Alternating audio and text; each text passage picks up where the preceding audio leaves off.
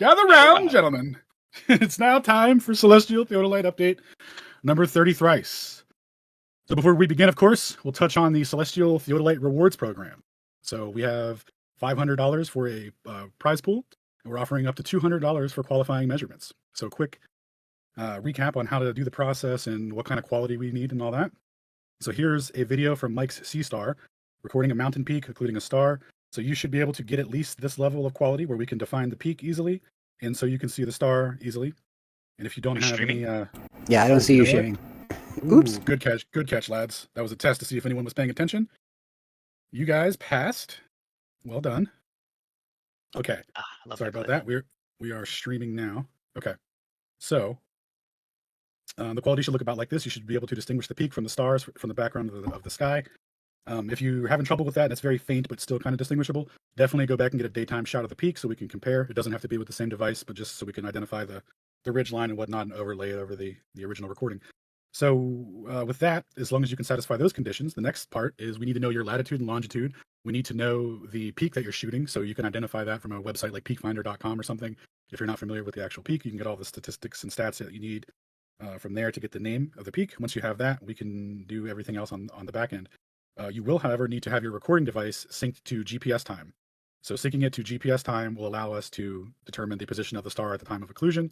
So you need to have timestamps in the video, or if your video file output is the epoch in which the file was started, as long as your device is synced to GPS time when you start the recording, the file will automatically give us the necessary information that we could use per the video, and we can figure out the frames per second and all that, so don't worry about that. That's all we need is your Lati-Longi, the peak's Lati-Longi, or the name of the peak, and the ability to distinguish the stars from the peak in the background. All right, now to get to the rewards program in the Northern Hemi, if you shoot a peak that is sub 85 miles, you get $50. Over 85 miles is 100. That's the Northern Hemisphere. And in particular, if you live in like, some other country in the on the other side of the Northern Hemi, maybe we can work out a little special price for you because we need some. It would be nice to have some measurements from another country as well in the north. In the south, if you shoot sub 80 kilometers, you get, sub 128 kilometers, you get $100, and then over that is $200. So that's how it works for Southern Hemisphere lads, and you can be, anywhere in the south. So as long as you're, even if you're at the equator, if you're at the zero, you can still cash in on that. So that's the Celestial Theodolite Rewards Program, and then just email me at allen@spaceaudits@gmail.com, and then you can send me the file in however your preferred method of transfer is, but I included transfernow.net, which is a nice file sharing website that I use, and then your payments will be in Cash App or PayPal, so just send me that information. Now, it's also super useful here, if you're shooting a peak and you just have a single star in the video, it might be extremely hard to identify that star. So maybe play the recording out a little longer, or if you get a pattern of at least two stars that are in the same frame, that would be extremely helpful because then we can deduce the relationship between those two to find the pattern. And, if there's three stars in it, that's obviously super preferable, but not completely necessary. But when we go to identify everything, that would make it a lot easier. Now, what you can do, if your recording device doesn't require you to use your phone to operate it, you can also use Stellarium or Tonight Sky app, and you could face the direction that you're looking at or recording in, and you could try and ID the star in real time as it's ascending. Okay, so that's the Celestial Theodolite Rewards Program on how to participate. And let's see here. So this is going to be kind of a quick update, not too much to touch on, but I was going through astronomic refraction for an upcoming presentation, which we'll cycle back to on Monday. But there was a really cool thing that I found that I wanted to share, and that is, actually, let me bring it up on here so it's bigger. 1 second. It's up towards the top. I think it's this one. Just a sec for now.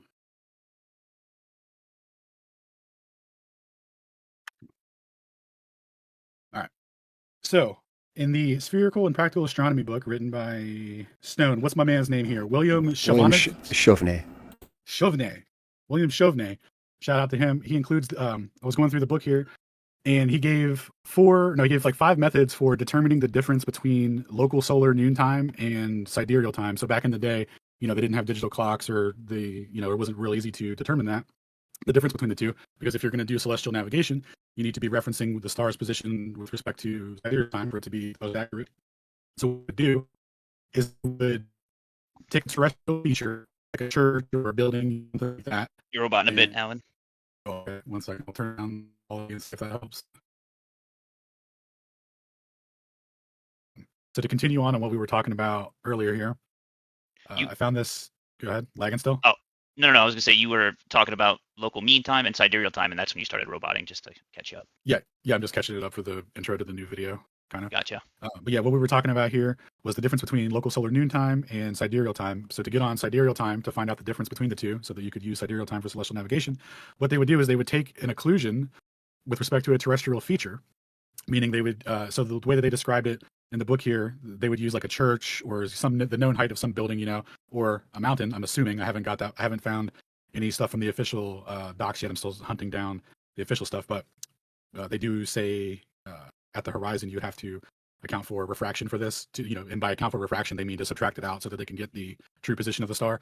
But when you use like a building at whatever angle, you can you can create your own angle. So if you're looking at it from like 60 to 80 degrees, something like that, there's not going to be that much refraction between.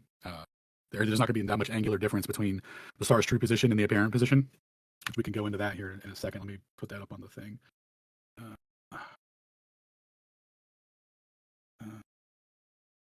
Notes refraction. Okay, so there's not that much difference between those. So you can just as soon as the star gets occluded at those kind of angles, you can reference that as the geometric position at the time of occlusion.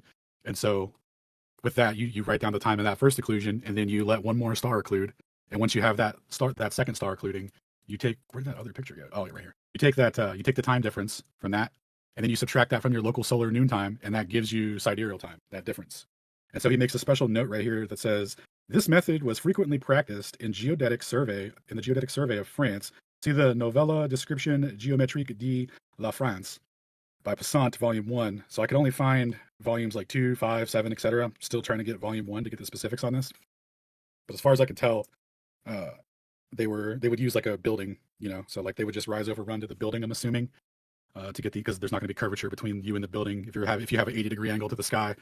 So that's how they would do it. And then they mentioned that let's see, several altitudes. So he's talking about the method here, and he has a little note that says several altitudes are zenith distances, but for small zenith distances, the distance is insensible. So like I was saying, from 90 to 60 degrees, not much of a difference. And we could actually I have a link here where I went through stellarium, took a star, I went to the equator, took a star at 90 degrees. The refraction conditions are here, the M bar.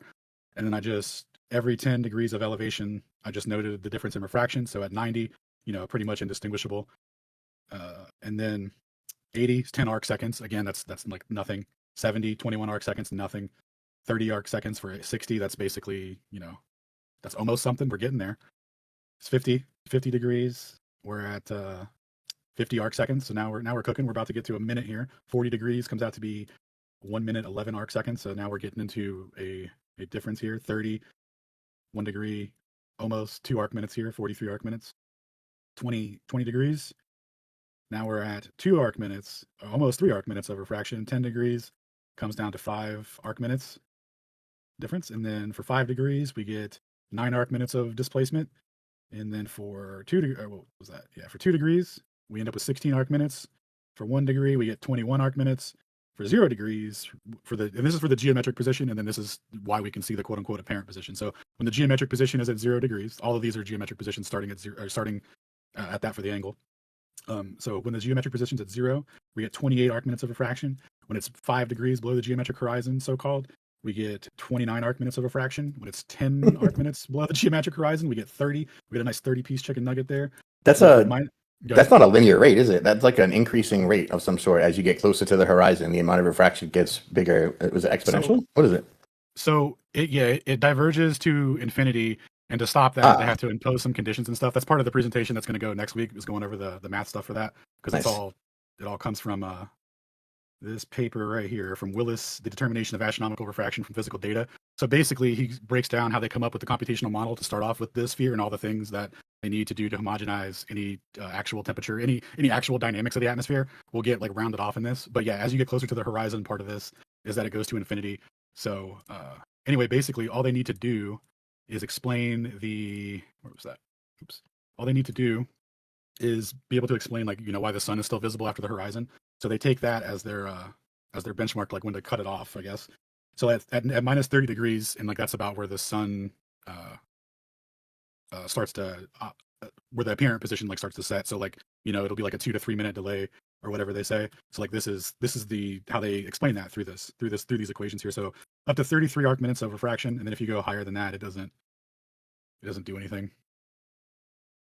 So anyway, let's see, where were we at here? We were over here. Yeah. So so when you get to the so he says at great zenith distances, you know, so when we're low angles, is presumably like a mountain peak or something, we should compute several refractions, but under 80 degrees, we may make refractions for R, where we may take the refraction R as the mean zenith distance Z naught, and the correction as follows.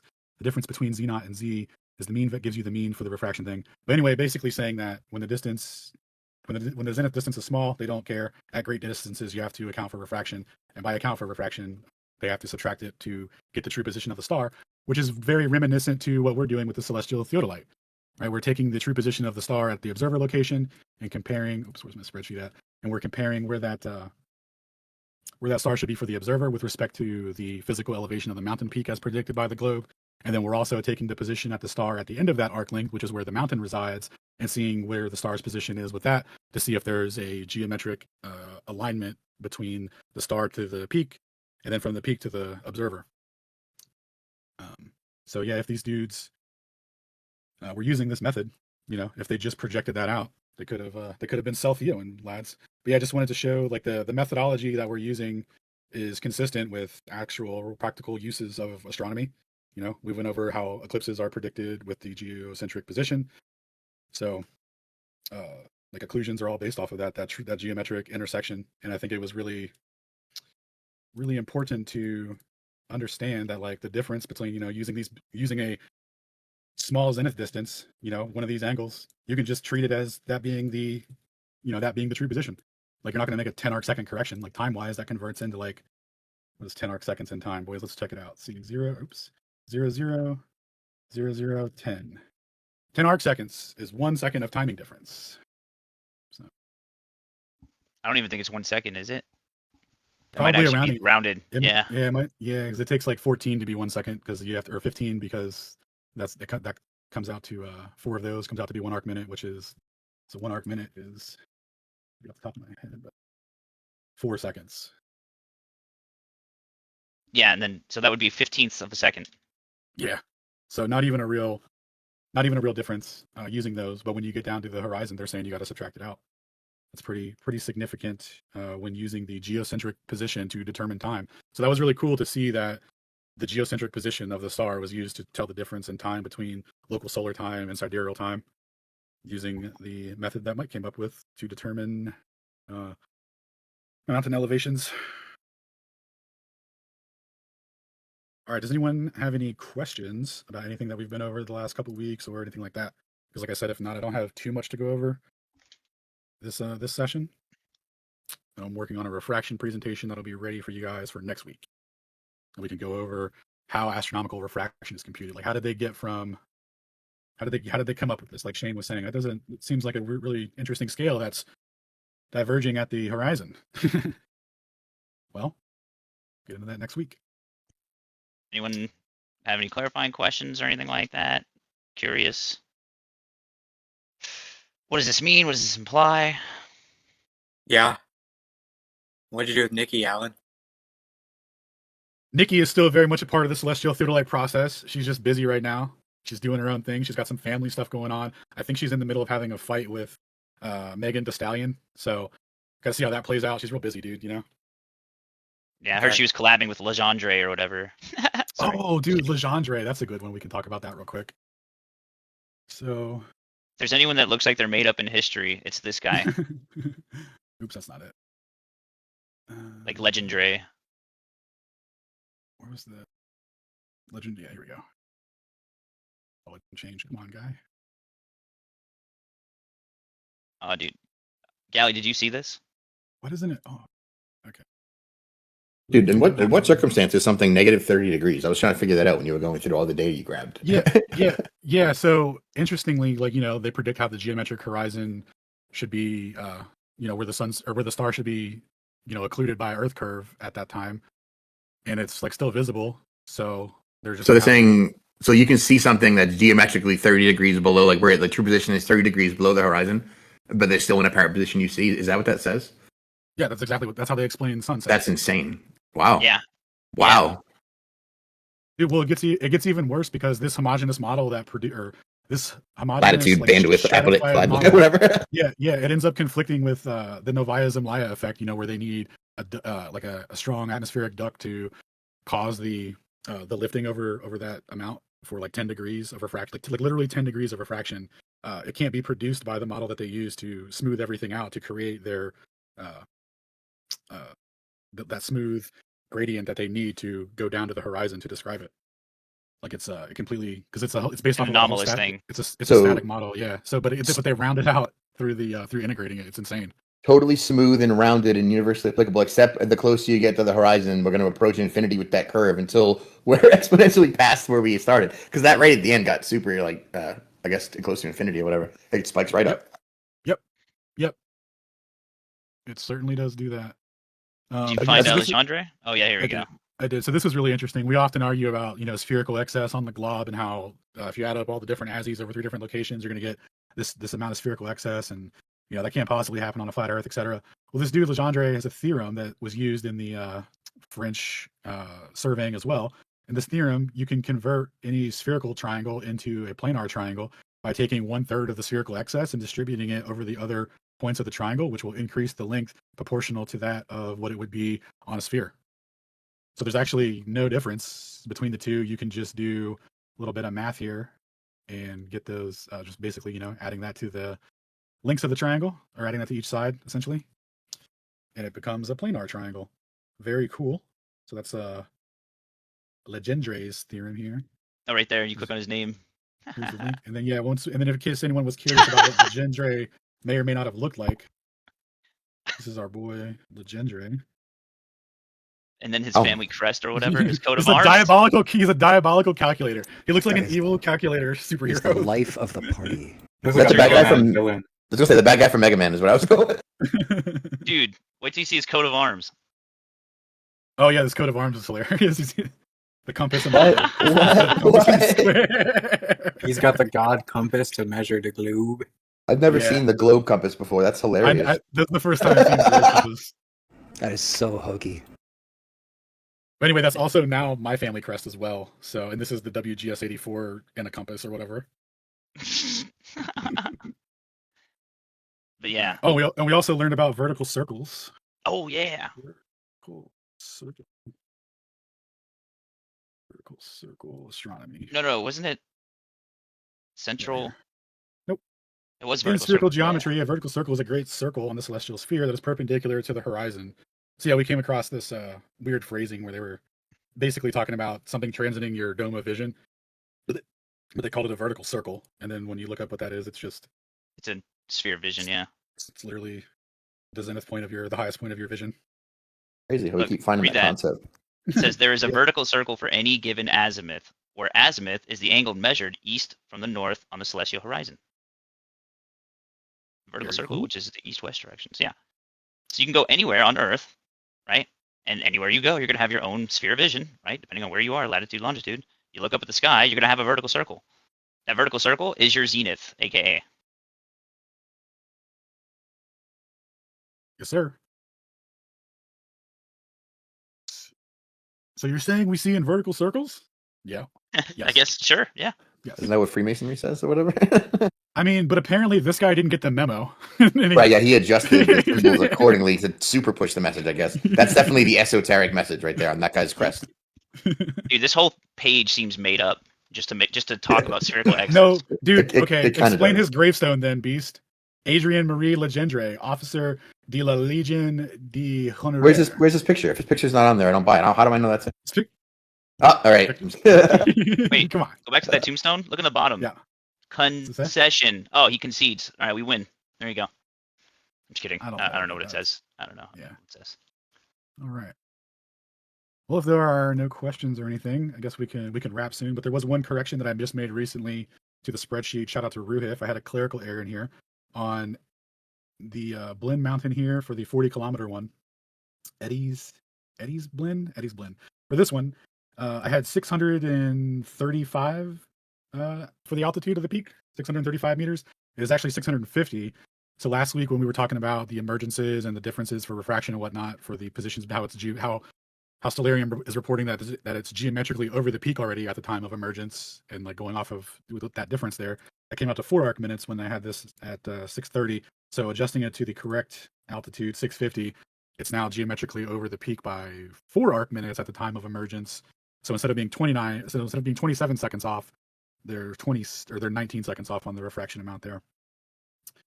So they should have already emerged 19 seconds ago, according to the refraction position for the glue lads. So I heard that they're going to get together and figure that out, see what they can come up with. But that's been a long-standing issue that's been pointed out a while ago. And so like the difference between an occlusion and an emergence with this, like the reason that this is like such strong contrast for our position of the geometric positions aligning, and especially relating the descent rate to the arc length for the observer, for how much it's going to angularly drop or how much it's going to angularly ascend before it overcomes that peak or before it would encounter that peak. Going over this comparison has been extremely useful in determining that. So for an occlusion, you could say, hey, the star, it's already below the peak, and we're only cutting it off by like 2 to like 1 arc minute, maybe 3 at the most. We can just say like, it's anomalous or whatever. It's just there wasn't quite enough refraction that night. There was only a little bit or something, which doesn't make any sense, because if it's already out of that position anyway, then there would physically have to be that much refraction anyway. But when we get to the emergences here, we find that it's already over the peak. If there was no peak there, you would see it at that angle and it would already be there. And so with the peak there, it wasn't able to overcome that until it angularly ascended that same amount of the arc length relative to the observer, and then it emerged at there, creating that offset. That's the offset in every prediction, in my opinion. It's the fact that the star's true positions aren't following the 15 degree per hour, 60 nautical mile per degree, plus or minus latitude, variations, which it would have to be doing. And then, yeah, you can see that like it wasn't until that's when it lined up, when it finally emerged. So it couldn't have emerged before it overcame it on the flat Earth prediction time, because it would still be geometrically beneath it. And on the globe, it was already geometrically above it, but the answer came out to be 23:42:17, and none of these times that were predicted by either of us. And the only reason that could happen, while maintaining the central angle relationship, like we have here, 21, all matching. Well, it's arc second rounding, but it's 22 here. So the only way that all that could match up is if the rise over run to the peak at the other end of that arc length is what was overcome, but the true position isn't actually following the prescribed relationship that Stellarium and that the whole system is built upon.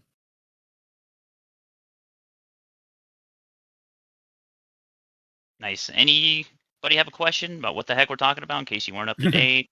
Yeah, if it, like, let me break it down in layman terms. Like all of this stuff that we go over, like I know it's kind of complex and mathy and whatnot, but let me see here. So where's my trig stuff?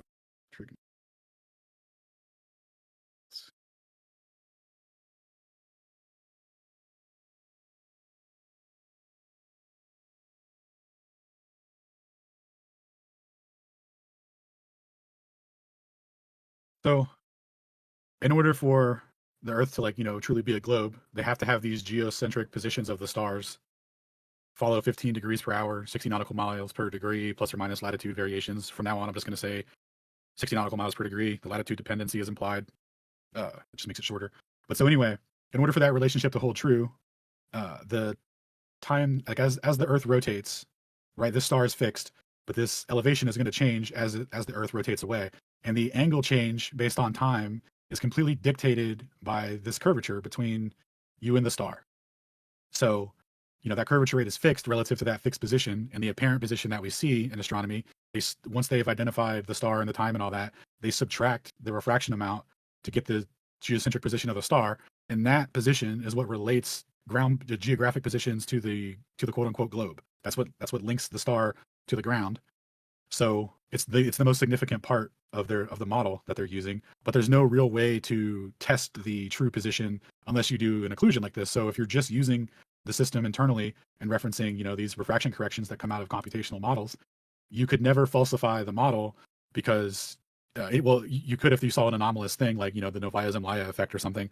But with barring something that has 10 degrees of refraction, you're not going to be able to falsify it just using this system because it's going to work out like that, because it's just taking the positions of the stars and how they move, and then it's just making an additional assumption that they're also descending at that same rate, and then they will come back around, but after completing their rotation around the ball.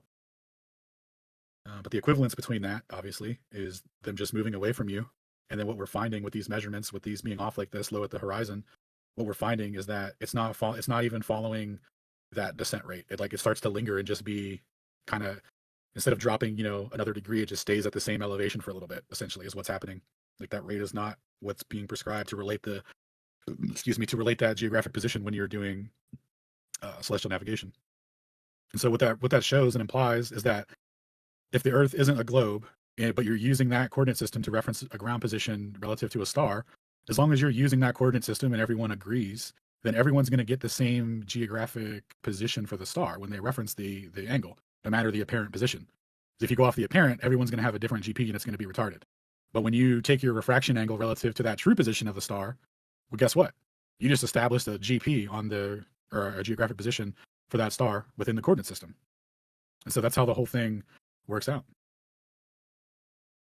Yep. For example, 2 degrees, 31 arc minutes. Its zenith would be 87 degrees and 29 arc minutes or whatever on the other side at its nadir.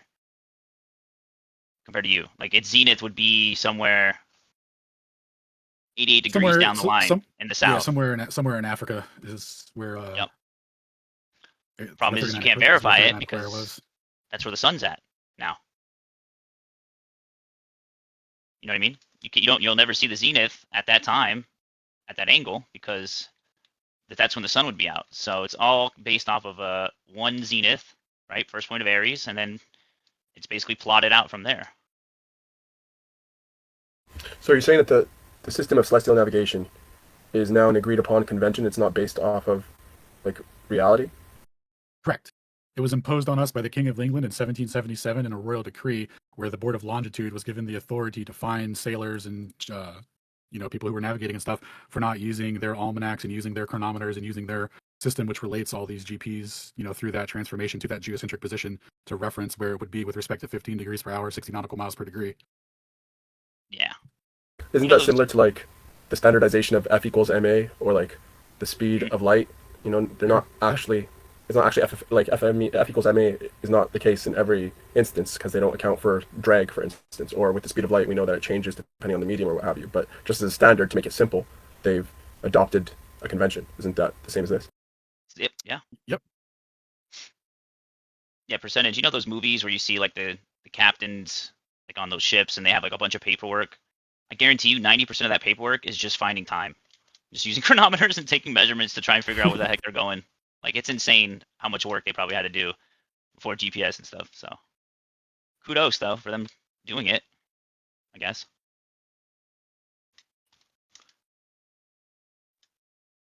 Well, Earth is Life again is just going to post a picture of Solarium showing the stars, quote unquote, beneath his feet. Indeed, and that is exactly what's in question. Is the correctness of that model true? How do we test that? By observation alone, you could learn nothing unique. If you introduce a mountain peak, well, guess what? You got yourself an IV-DV situation. Alan, how do you have an IV-DV situation? Well, let's go to the null hypothesis and take a gandy here.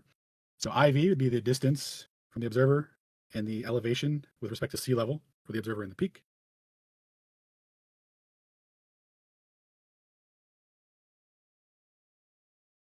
Yep.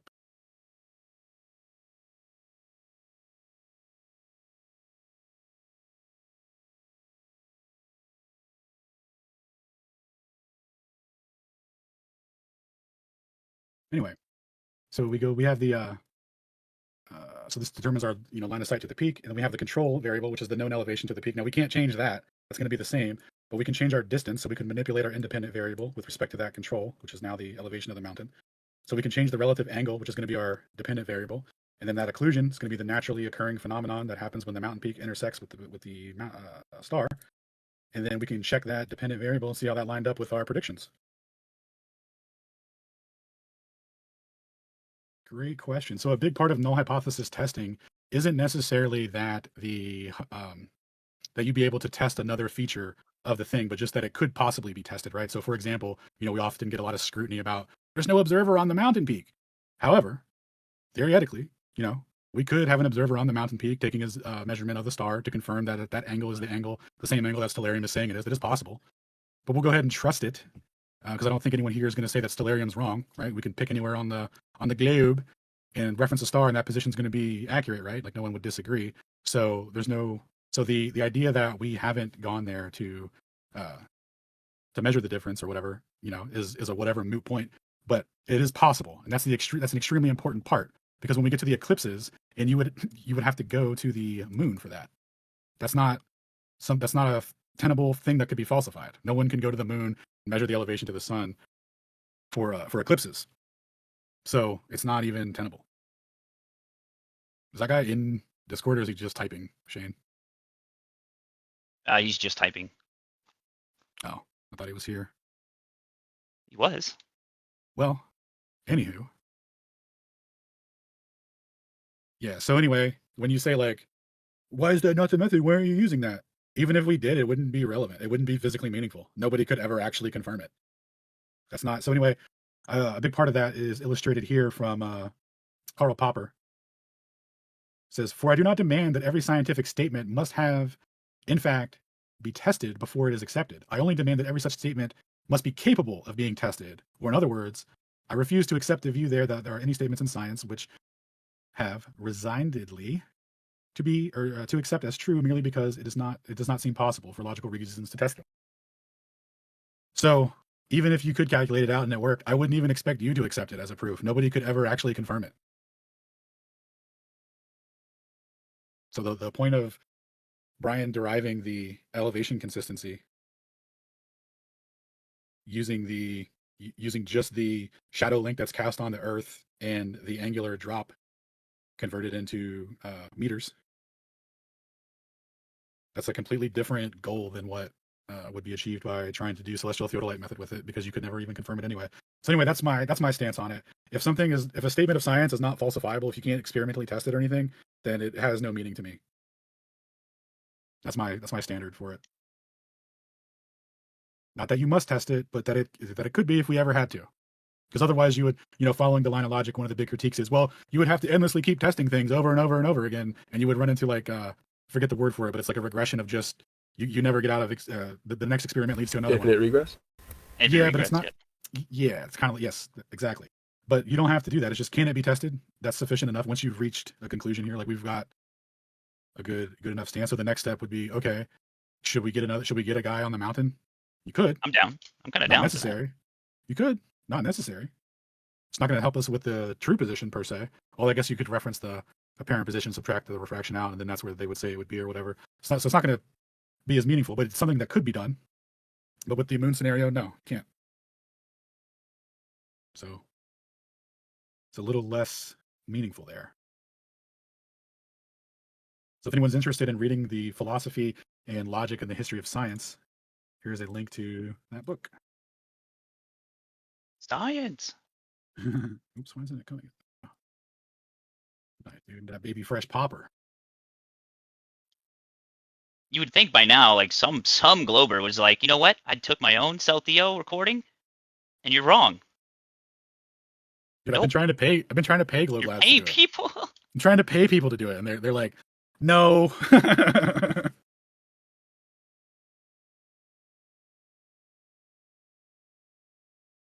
wild. What are the responses from like the Globers that you do communicate with, like Ruhif and Zanuck and fantastic question. So I actually if you want to listen to this conversation that I had on Friday, it was fantastic, and it gives really good contrast, because the first person I spoke to was very overzealous, and I just had to be wrong, et cetera, et cetera. And I was trying to explain my position to them. The less they understood about it, the more I was the bad man. So you could see the progression of that unfold. And then after that guy leaves, this lad Jonathan over here comes by, who knows a little bit about trigonometry. So I walk him through the central angle stuff, and he gets it immediately and starts. He gets to the conclusion before I do, and it was really awesome to see the contrast there. And he play that? No. Okay. Can you play the Jonathan part?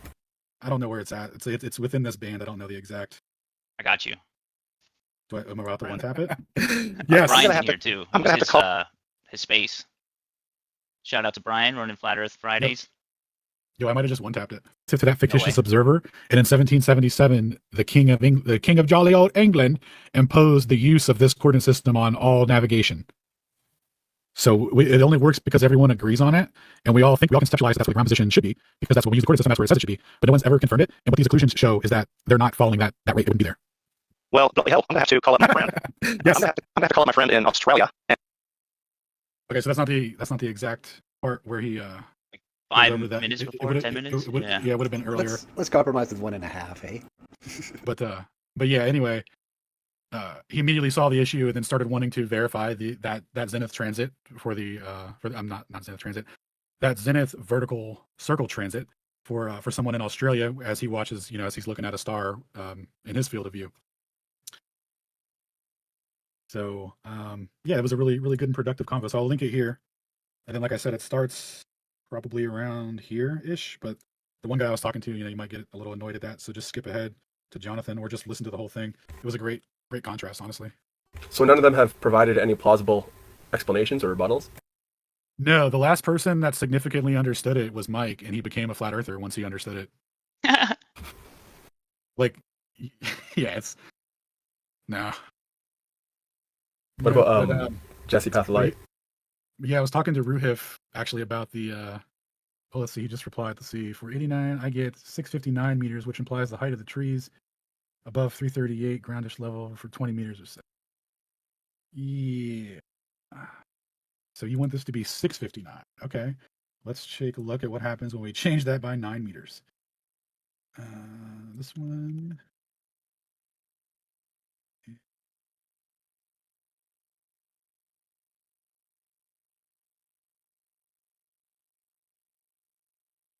which one? Yeah, it was this one. 18663. Okay, 18663. 186. Okay, so we just changed it. So he wants this to be 659. All right, 659. Let's see what the new figures are, boys. Still 2 arc minutes off 14 seconds instead of 19. So we just went over. I kind of can. 1 second. Let me reply real quick. Still off by 2 arc minutes. Okay. So yeah, I talk to Ruhif every now and then to go over things and touch base, but I haven't spoken with Jesse in a while since he just resorted to outright lying while we were on the same stream, same call together. Like, just it was insane. But what their argument would be is that using the apparent position of the star, it's being occluded or whatever. Like, but when we reference the refraction amounts with respect to the peaks on all of these, they're always above the peak at the time of occlusion, meaning there's no geometric reason for there to be an occlusion. So it's not physically tenable. And then for the emergence, that's where it was really highlighted because they're already above the peak, but it wasn't visible yet. Like, that doesn't make sense. So that's kind of where we're at. Is they're on the refracted position, and then they say that like us checking the position at the peak is retarded. It's kind of where it's at. So they just chalk it up to refraction. Yep, and look no further. But now that that this has been pointed out with the or it's been acknowledged rather, and they're trying to fix it, I hope we can maybe get somewhere with this situation that I've been putting forward since the beginning. Heck, I can't even remember how long it's been, but I've been trying to convey this point for a long time, and it's just now looks like it's just now getting to the acknowledgement. So we will see what happens.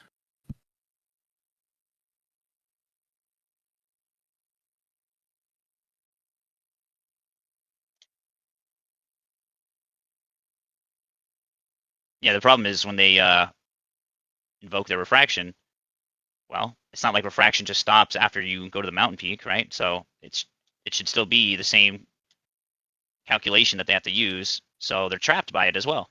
They're saved by it and they're trapped by it. That's the beauty of it. Yeah, because like think about they're saying that the sun, like its diameter, it's like the physical, angular size that we see is below the horizon, 30 arc minutes. And they're like, yeah, but you can still see it, so it's refracted. So a star shouldn't immediately set the way that it does when it intersects with the peak. It should linger above the peak until the full amount of refraction is considered for the drop of the star's true position, and then it should occlude. But we watched some videos last week of the occlusions that Kat and Brian and I took, and they occlude like immediately. They occlude immediately.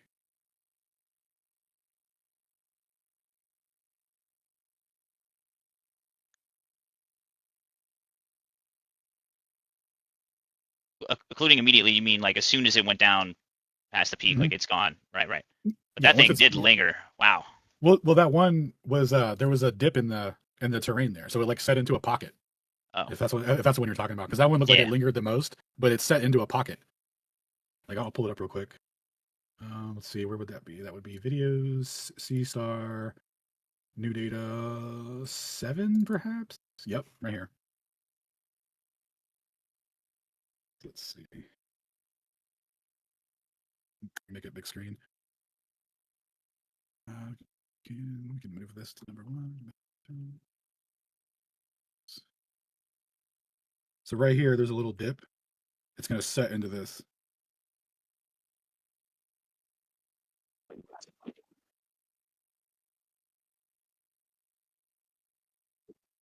Right in that little pocket.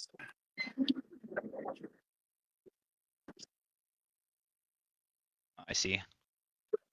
And then you see how it's already getting cut off as it's intersecting with it, like in the dip.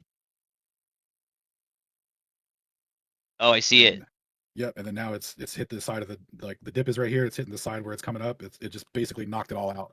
There's only a little bit left as it's going on, and that's because these are big ass stars. Like angular size wise, these are some of the biggest ones I think that we've had. So then it's gone right there at 220. Actually, I think another frame. Nope, it's gone. Gone. So it's gone, right? So what's the refraction coefficient that you would add to something that you can't see? Oh, this is no, not only that, but check this out. So same location last year in July. Now this is going to be extremely important for the next week's Prezi. So check this out. Green Mountain. They said, oops, that's the wrong place. Sorry. Getaway Mountain. 23 arc minutes of refraction in July. Okay, that was on the 1st of July. We go to December 31st. 22 arc minutes of refraction. 23 arc minutes of refraction. 22 arc minutes of refraction. So how could it be the same 6 months later, same condition wise? Well, the only way that could be the case is if it comes out of a computational model where you have it such that once you have the structure set up, like the mathematical framework set up, as noted in this paper here that I'm going to go over next week, once you have that framework set up, by the end of this, he gets to where you can introduce real world data through variables A, B, and C in the equation here, but they get smoothed out and integrated into the already assumed boundary conditions. So with that, any however hot or humid or whatever it would have been on this day gets wrapped into what it needs to be to maintain usefulness to the GP, regardless of the actual conditions. Wait, are you saying a curve fit formula? Yeah. So heavily constricted by the model, by model fitting. And then they, so if you want to see actual curve fitting, this guy, which we're going to go over after, he's the next one down on the list here. So this guy, hella curves fits everything because he's like, I'm not satisfied with this whole model fitting thing. I'm going to do something even worse. So anyway, all that stuff we'll go over next week in detail when I understand it better. But it's not looking great. Like a lot of what they say in plain English is pretty straightforward. So like one of my favorite quotes here is like after he does all that, he talks about how he would really like there to be lab measurements of the air conditions that they assume to use their curve fitting or model fitting rather, and they don't have any. They just assume it. Because this is what it has to be. So very cool stuff. We'll get into that. Oh, here we go. Yeah. The writer believes that the direct measurements in the laboratory of the refractive power of air furnishes a more accurate value of the coefficient of the tangent z for the correction of astronomical refraction, where it can be derived for comparison with circumpolar observations. So, if you don't know your local conditions and your zenith angle your zenith distance isn't that big, you can use the tangent of the zenith distance to get the how much refraction there would be, which it comes out to be like a negligible thing or whatever. So they often use that as an approximation. And he's saying that because that's what they use for circumpolar stars to determine the difference in true position to apparent position. And he's saying we could measure the assumed values that you guys are using in the lab and see how that corresponds, but we've never done it. We've only observed and said this is what it would have to be if true. So anyway, it'll be fun next week. We'll go over that in detail. Nice. All right. Dr. Mike, did you have anything you wanted to touch on or add before we head out? And of course, anyone else, if there's another question or so before we wrap up here? Nothing to add. It's been an excellent presentation. Thank you, sir. Nice. You guys aren't fighting tooth and nail or whatever as some of the Globers were saying? No, I'm in awe of how much better Alan explains my idea than I can. Awesome. Dude, awesome when to hear. it was trapped in your head and you finally, or like I got it out after a year of trial and error. But no, it was awesome to see it how you see it. Because, like you said, because you understand a lot of the trick stuff and, you've talked about how your professors would say that, you're making logical leaps that they don't quite understand, but to you it seems natural and intuitive. Coming at like just going over the basics of it and really relating everything together to see it how you saw it has been quite a journey. I'm glad that you mastered it. Well, thank you, sir. Thank you for being patient with me. All right. Well, we'll wrap up on that. I don't hear anyone standing in line or whatever to ask questions. So we'll wrap up. Let's try and put Bull Knight on the spot. Bull Knight, how's that aquarium tank situation going? Are we going to get a refraction video test soon? Hold on, he's got to put down his hot pocket. Give him a second. He's got the kiddos bedtime. All right, we'll let you off the hook. But yeah, we might be able to get some. What I would like to see personally is Vambi's thing redone by Bull Knight, so that way we have someone on the other side, kind of showing the significance of it, and then also doing stuff in the tank with occlusions, so that we could see the difference, the timing difference that it creates for the physical intersections.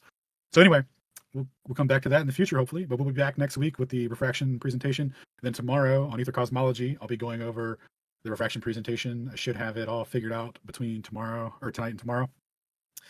And then we'll be back again on Monday. And then Friday, of course, we'll do Friday Community Twitter Space, see what's up with the lads on there. If you're not joining Twitter for the Friday night community space, I really don't know what you're doing with your free time. You're probably not super cool. That'll be at 8 p.m. Eastern, Coco. But all the super cool people go to Twitter on Friday around 8 p.m. Eastern for the Twitter community space. Vambi's thing is in the tank and the butane. Yeah, he didn't do is the tank. Yes, that's it. Yes, sir. Last attempt. Answered it multiple times and in voice too, but he just keeps repeating it because without that, there's no argument. So what we're dealing with is the illusion of an argument. My CBA for that shit. All right. Yeah, no, we went over that specifically earlier. I thought he was in the chat. No, you're good. I saw it. You're good, Coco. But yeah, he just keeps doing that. So I don't know where to go from there. Just link your answer. It's the same answer that was given last week as well. Like that's how do you do that? Like what kind of game could I play? Wasn't he the one that asked like, "Oh, if what you're saying is true, then we could take an angle to the sun from the surface of the moon"? Like, no, you can't. You can't do that. Get to the surface of the moon. Specifically, but it had to do with confirming the angular elevation of the sun from an observer on the moon, something like that. Something like that. Literally is not even interested in it because it's already untenable as per my scientific philosophy. So irrelevant.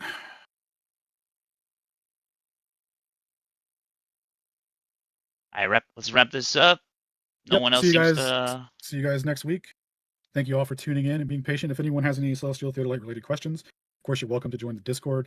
We'll do one-on-one sessions to go over it specifically or whatever you need. Shout out to Rolling My Boulder, who joined the Discord last week. He's been learning more about the process, and he's doing a fantastic job. I have some questions in the CEL-THEO channel. I forgot there was an update. I'll just leave him there. Well, let me see what we got here. I didn't see that. Okay, so the flat Earth makes the prediction from the observer as well. So could do apples to apples by subtracting the star elevation from the observer from both? I'm not sure. I'll have to think about that. And then one And like the same interesting thing, question that the other guy had. It's the same kind of thing. one interesting thing to check would be the star elevation given by Stellarium to the star from the observer from the peak. Oh yeah, that's what we were just talking about too. Yeah, you could definitely do that, but then to like even question that wouldn't be the position in the first place, you'd have to be arguing against Stellarium to be right. And if I can go and like, look at stars and they're all where they say they are at, and you can do it from your phone at, and presumably get, see where they're at. I don't think using the reference of the peak without actually having an observer there is going to yield anything different, because that's like, it is the backbone of the whole system. So it should be exact, but that is something that is possible. Just has not yet been done. Those should be exactly equal on flat Earth at the time of occlusion and different on a sphere, right? Yes, but you would be all you would be doing is subtracting the refracted position, which would be like 246, to the apparent position, which is what we're already at. So that's what we're already doing essentially, especially since it's more simple geometric, no refraction setting. I'm looking at it right now because what you said, they should make similar triangles. So on the peak, it's going to be at 246, and the observer predicts relative for the geometric position of the peak, predicts 231. So that's not gonna. It's gonna be like 10 arc minutes plus off. It's not gonna work doing it that way. But anyway, that was the last and only question there. All right, lads, we shall return next week. Thanks, everyone. All right, thanks, Alan. Closing.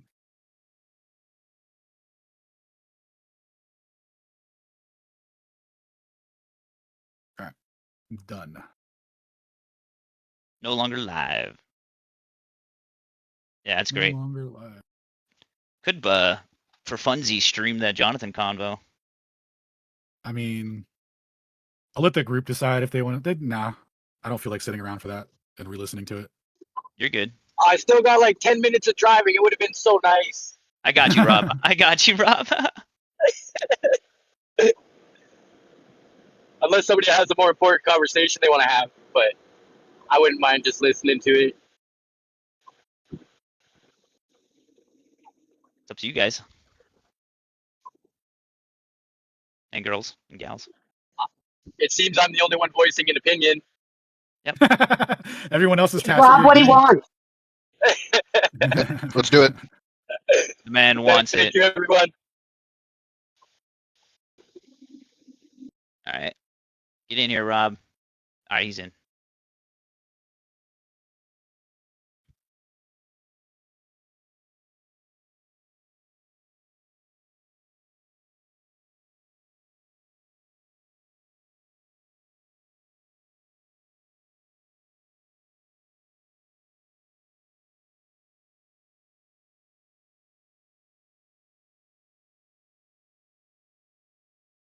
Off. I punch in the time of day or night when I saw it occlude, and I enter that into stellarium, atmosphere turned off, and I see how far that star is off the horizon. And then I compare that to how far the mountain's peak is off the horizon, physically on a flat Earth, what it would be as rise over run. And you look at these values and you can quickly come up with some conclusions, and that's really the extent of what I truly understand. And takes me just sitting down for a couple hours and mulling it over. And you nailed it. There was one aspect that you missed though that's super important. Is not only do we take the position of the star's location at the time of occlusion for the observer, but we also check at the end of the central angle and see where it is with respect to that position, because at the end of that is going to be that mountain. So we're going to see if it makes a congruent triangle from star to mountain, and then from mountain to observer with that same rise over run relationship. So if the mountain is like two degrees above the horizon, and then I go to stellarium and I punch in that time of night, and I see that the star, this is an extreme example. We see that the star is exactly 2 degrees above the horizon as well. Then the 2 degrees above the horizon for the mountain is assuming that the Earth is flat, rise over run. So then if you see, for example, that at that time in stellarium with no atmosphere, the star is at 2 meters above the horizon, then that would obviously be strong evidence that not only is the Earth flat, but there is no atmosphere. which we don't really think, but it's just an example of how this kind of works in my mind. Yeah, so that is a really interesting implication that you just brought up, because I thought that refraction would definitely affect the central angle in some way, and like that would be part of the reason of the discrepancy.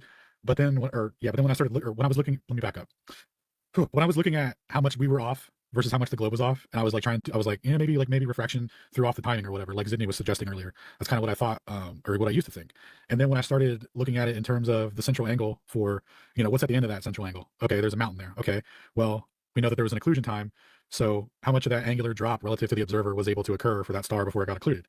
And when I started looking at it like that, there's no central angle mismatch. Like, it was no factor. Like this whole idea of, like, there's this crazy gradient that the star has to go through to explain why it's optically deviating from the 15 degree per hour. That doesn't seem to necessarily be related to the, like, anything refractive condition wise, because if it was, then we would never be able to have the full angular amount match the drop over distance. Match the central angle to the peak. It would never match exactly. It would only do that if the atmosphere wasn't affecting it as much as we thought, and like the optical difference was like due to some other mechanism, because the occlusion occurs right when those 2 points intersect, time wise, just not angle wise. Yeah, just to sum up, and I don't want to bore the audience. All I'm thinking right. You're good. I wish you would come on Discord and talk to me about it, because I would. I love this. It might be boring for other people, but this is like the most fascinating thing in the world to me now. Me too, likewise. Because I want to grasp what you're thinking, and I don't really know fully what you're thinking. Yeah. Because at this moment, the only time that the term central angle seems useful to me is when I'm looking at a star directly above my head, right at zenith. And if I see, like, let's say I wait for a minute to go by, and whatever that angle. Sorry, if I know what the ground distance is supposed to be to get that star back to zenith, if I were to warp to that location in an instant, and then I go to that location, but then the star does not fully restore to zenith, there's a discrepancy there, and then now we have something to talk about. Yeah. That's all happening. That's all happening at zenith, though. When we're looking at stars that are setting on the horizon, I no longer have that rock solid reference point that is zenith anymore. So I'm not sure how the term ground position has utility when we're looking at things near the horizon, and that could just be a mental block on my part, and that I'm trying to overcome. I think it may be, because suppose the angle is 10 degrees. Does the star still have a ground position? 10 degrees above the horizon? Yes, sir. Yes, because if it's right on the horizon, then supposedly on a globe Earth, that star's ground position is 1/4 of the way around that globe Earth for someone standing 1/4 of the way around from where I am. They can see that star straight up. So if it's 10 degrees above the horizon, then that means I should go 90 degrees minus 10 in order to get that star above my head. Exactly. And so the reason that they have specific and so the reason that they have these specific refraction correction amounts is because it's not following that 15 degree per hour relationship that you're familiarizing with, and the deviation from that has to be explained via some mechanism to maintain usefulness, so that it has a relative ground position in the way that you're thinking about it. That astronomical refraction correction is what keeps it tied to that beyond the point where it's close to the horizon like that, and it stops making sense. Hey, can I chime in real quick? Hey, everybody, thanks for coming in. Retweet the space. Continue. So I will concede another thing, and that is that if the refractive properties of air are only based on astronomical observations, then I would concede that it's crap. It's like you said. Oh, baby, dude, I got some stuff to send to you. Sorry, go ahead. Okay, so you said something about curve fitting, and that's appropriate in some situations, but unless you are able to directly measure the refractive index of air in a laboratory accurately, I would be very unimpressed, let's say, with what they're claiming the refractive index of air is just based on stellar observations. This guy sounds like a flat earther. Dude, Jonathan, you are crushing it. I will send you all the citations I have on how they derive astronomical refraction, as told to us by the Supplementary Ephemeris to the Nautical Almanac and American Ephemeris, given to us by the British Royal Crown. I will give it. Oh, dude, that's so awesome that you said that. Holla at you, boys. And well, this is hilarious because I'm very much not a flat earther, and somehow I'm sounding like a flat earther. Interesting. It's real interesting. And then to touch on. Wow. Sorry, I just thought that was awesome. I really enjoyed that, actually. That was quite enjoyable. Thank you. You're welcome, Rob. Dude, Alan, it was nice. listen to it again. The joy in Yeah, I my was gonna voice say. when he was like, "That would be dog shit." I was like, "Yes, agreed." You got it. Alan's like, got him. Dude, yeah. I hope that guy comes around, seriously. Totally gets Super unlikely, but if he does, that'd be awesome. But all right, dudes, I'm gonna hop off of here and play Mega Bonk for a little bit, and then a little bit longer, and then finish that refraction Got it. for tomorrow. Thanks again, Alan. That was a good presentation today. Yes, sir. See you guys. Gio, thank you as always for hosting. Mucho gracias, senor. I hope Gio gets something out of this, too.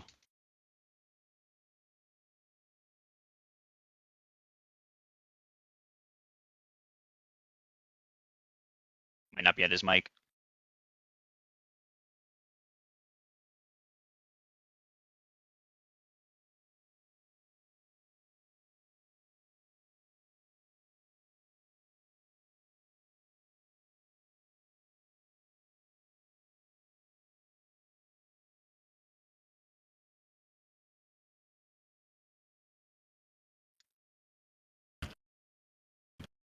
I'm gonna go ahead and unmute these guys. They might have been hot micing.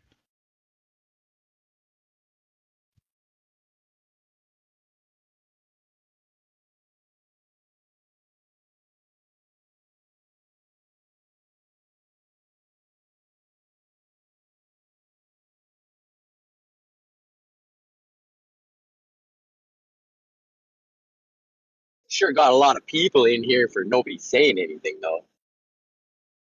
Right?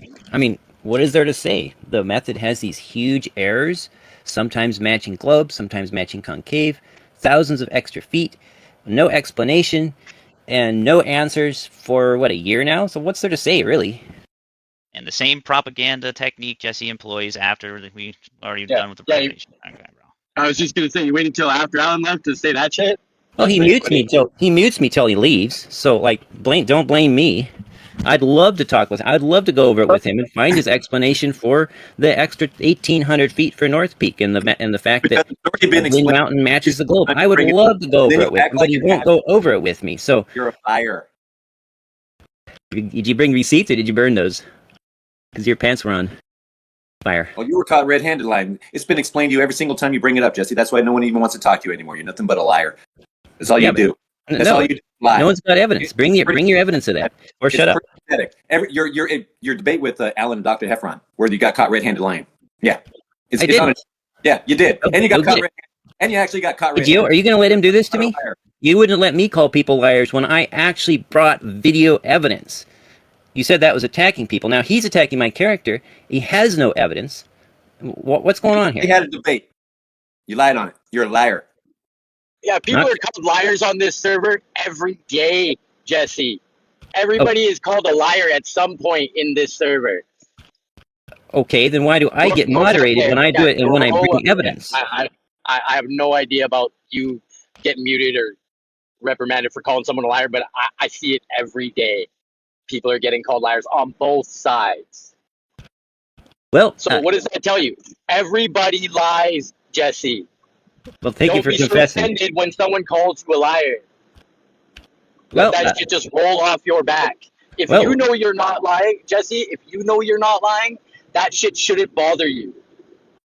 Well, it's just that people are constantly repeating it. It's disparaging, and it is against the rules as they are enforced when Globers do it.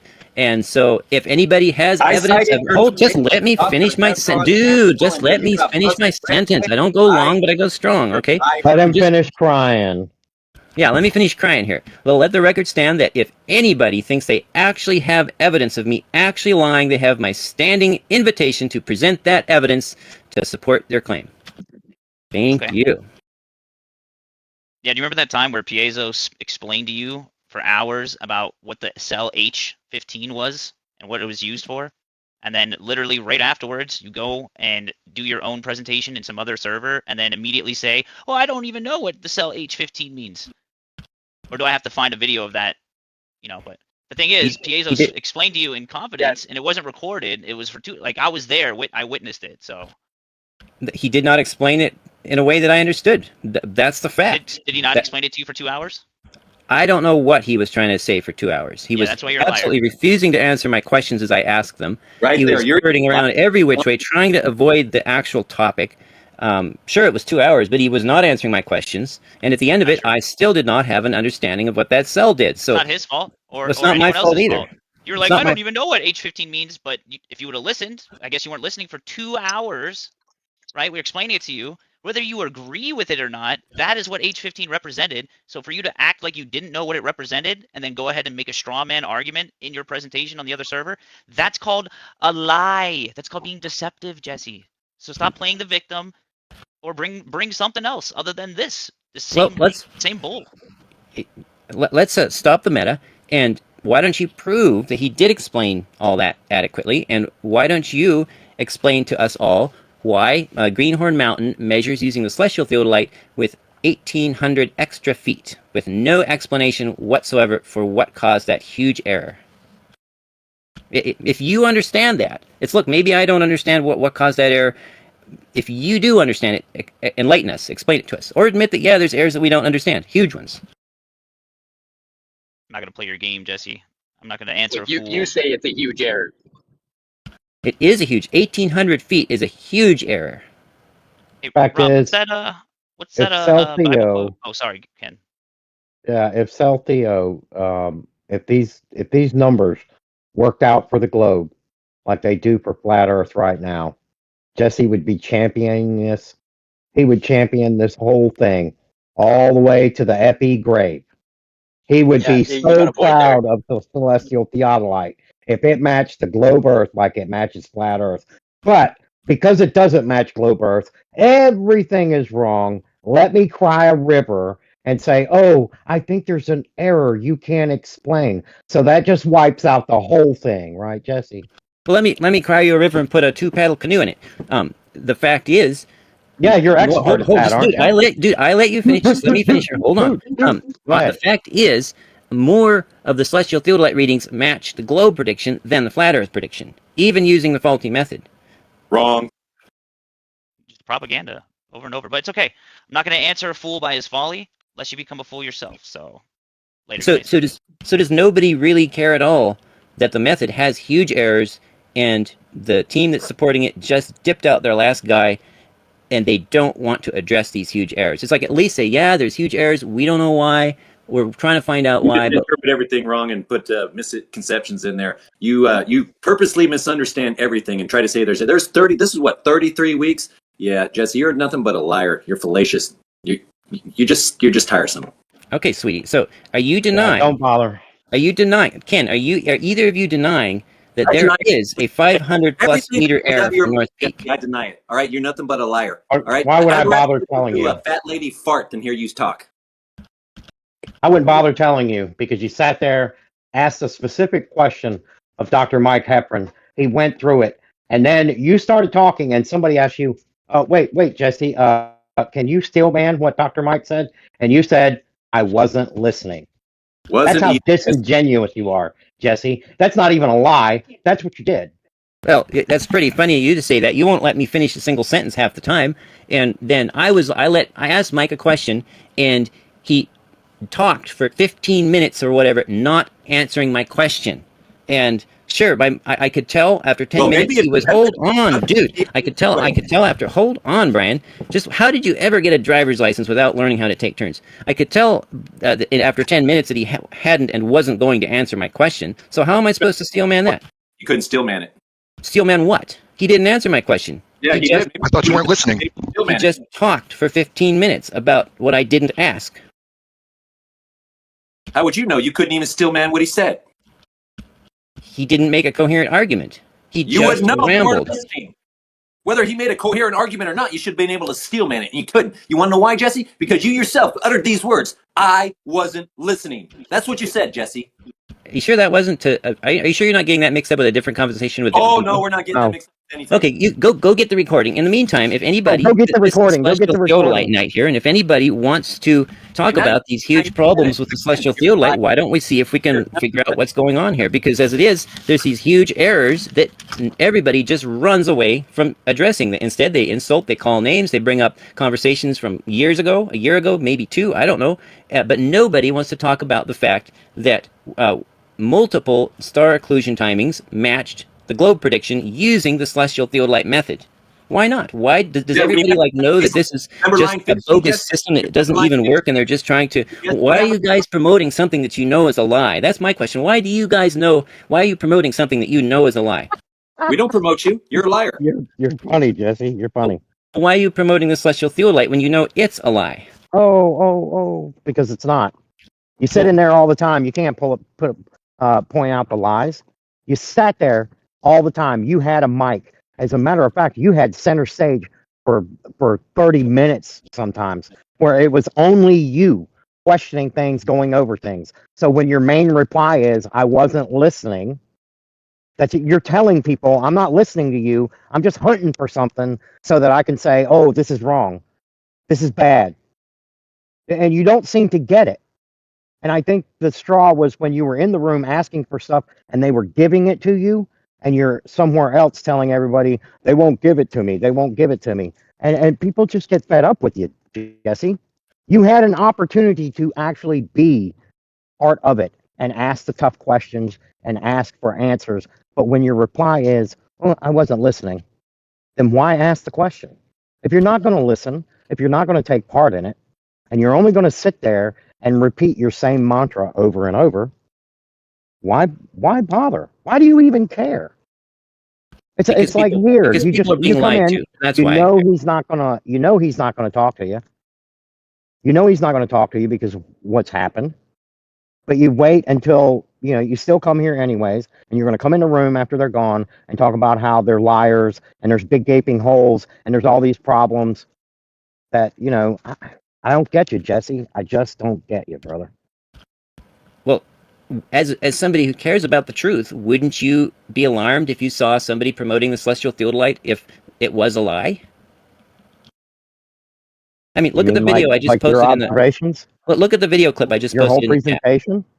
Look at the video I just posted in the chat. It says, this is quoting Alan. It's a recording of Alan saying, by judging the intersecting difference between our two predictions, we see that the flat Earth is closer than what the globe predicts every single time. So when the results are actually 1 meter from the globe prediction and 130 meters from the flat Earth prediction, how can it really be closer to the flat Earth every single time? Do you see the problem? I mean, contention is that he's being hyperbolic or something. Straight up dishonest. It's simply not true to say that it matches the flat Earth closer every single time, when about half the time it's closer to globe Earth, and many of the times very close to the globe Again, Earth. you're a liar. Wouldn't that bother you, Rixky? If it wasn't someone on your side, and they were saying that it matched flat Earth closer every single time, but the data in their own spreadsheet showed that it didn't match flat Earth closer every single time, not even close to every single time, wouldn't that bother you? I mean, if it was someone on my side, I would call them out so fast if they were doing this. What was you're looking at the same cell within the same spreadsheet, right? It's not a different part of the spreadsheet that's being analyzed here. You guys are both looking at the same cells, and he's saying that it matches, and you're saying that it doesn't. Right, and the difference between the globe prediction and the celestial theodolite result in the case of the Blinn Mountain one is 1 meter of difference from the globe prediction. And it is like 130 meters from the flat Earth prediction. Don't you agree that one is closer than 130? When he's speaking of the accuracy, is he talking about 1 meter? This is the elevation height of the mountain. Is he talking about the elevation prediction of the mountain, or is he talking about something else? Yeah, he's talking about the elevation result of the mountain. The angular height of the mountain. What's that? The expected, the calculated height of the mountain. Yeah, exactly.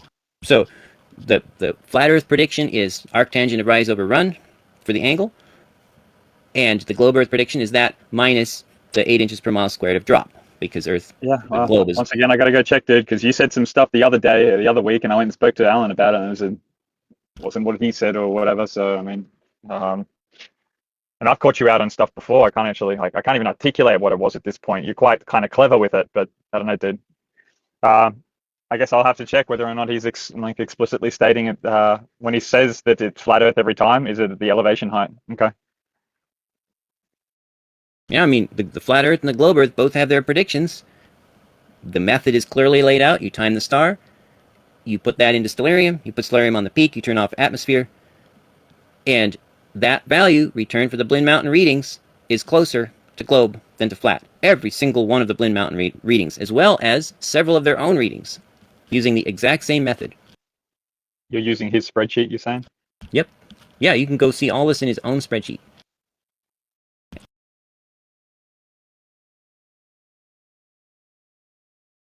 Hey, Jesse. Hey, Bacon. Any news on this celestial theodolite thing? That's as broken as ever, and the people that know aren't talking, and the people that are talking don't know. Yeah, Jesse, I got that sense too. You're the one that's talking, Jesse. Jesse, who did you say dropped out? Biesticles. Well, all the rest of the Aethercos team just vanished as soon as the show was over. Biesticles stayed for a few minutes, but then when I asked him about the error in the method, then he said he wasn't even going to respond and left or something like that. So if there's an error with the method, then wouldn't you be disputing that, not the proximity to the calculation of the height of the mountain? Like if the method's wrong, what's your issue with accuracy at that point? That is my evidence that the method is useless. The fact that the method gives results that match not only flat Earth, but concave Earth, as well as globe Earth, and even half-diameter globe Earth. The fact that the method matches all the different possibilities and is not exclusive to one invalidates it as a method for determining which one Earth is, right? Did you apply that same rule to the horizon then? Absolutely. When you are looking through thick gradient that changes from minute to minute, not to mention day to day, that is absolutely not a way to go down and take a single measurement and to try to determine the Earth. You need to find the horizon is not proof of the globe. Right. You need to find all forms of measurement all valid forms of measurement need to be consistent and reliable. If it measures any method that gives you globe one day, flat the next day, concave the next day, tiny globe another day, it's simply not a valid method. Wouldn't you agree? I mean, it's like rolling dice. So what is it? If as part of Ruhif's sort of proposition, you need to get up above high in the mountain, which is what theoretically part of his method. But if you did it on the ground surface, then you would get erratic results, right? Yeah, if you get to line of sight a few hundred feet above the surface at all points along the line of sight, then you get consistent results, which do all point to the same thing. Sure, dude. Just shove that in there because you gotta. Oh, wow. How do you know that? So, How do you know that? would you not say then? Yeah, what's the issue with the celestial theodolite taking up a kind of proposition of it should be done in sort of a niche observational window, just like Ruhif's proposition is? Well, except random error is not the problem with the celestial theodolite. It's like you can go and you can time occlusions over the same mountain day in and day out, and So they're all going to be grouped really close together. It's not a random. It's not a random error. It's a systemic. It gives you concave. It gives you flat, and it gives you convex. But it's not random. Right. It depends. It's a function of the distance and the elevation of the observer and the target. Wouldn't the fluctuation of the proposed geometry infer that it is random? But now you're saying it's not random. No. If if you go to a certain point, like Dr. Heffron went to his greenhouse or whatever, his observatory, and he took a bunch of readings to a certain mountain, whatever mountain.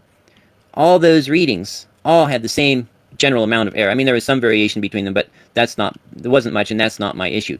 They all had the same huge amount of error. That's the problem.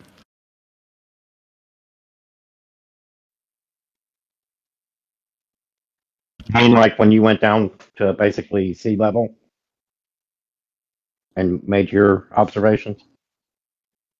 What is kind of interesting with that, right, is that as you move down towards the denser medium, you get more globular.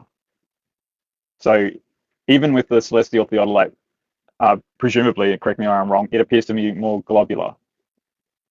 Ruhif gets up higher to avoid, what would you call it, the dancing refraction to standardize it.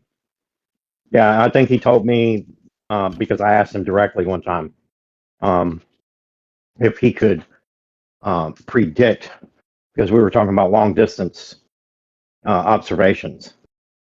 And I asked if there was a way he could predict how far I could see on any given day, because my thing is every time you have a long distance observation, people come in and look at the observation and tell you how much refraction it is. And I said, that's post-diction. So what I want is a prediction. Can you predict it? Can you give me something where I can predict? And he said, well, yeah. But he said I needed to be up at least 1,000 feet. Because once you're at 1,000 feet elevation, the refraction is standard 7/6R. Yeah, but where did they get that from? Oh, I'm not agreeing with it.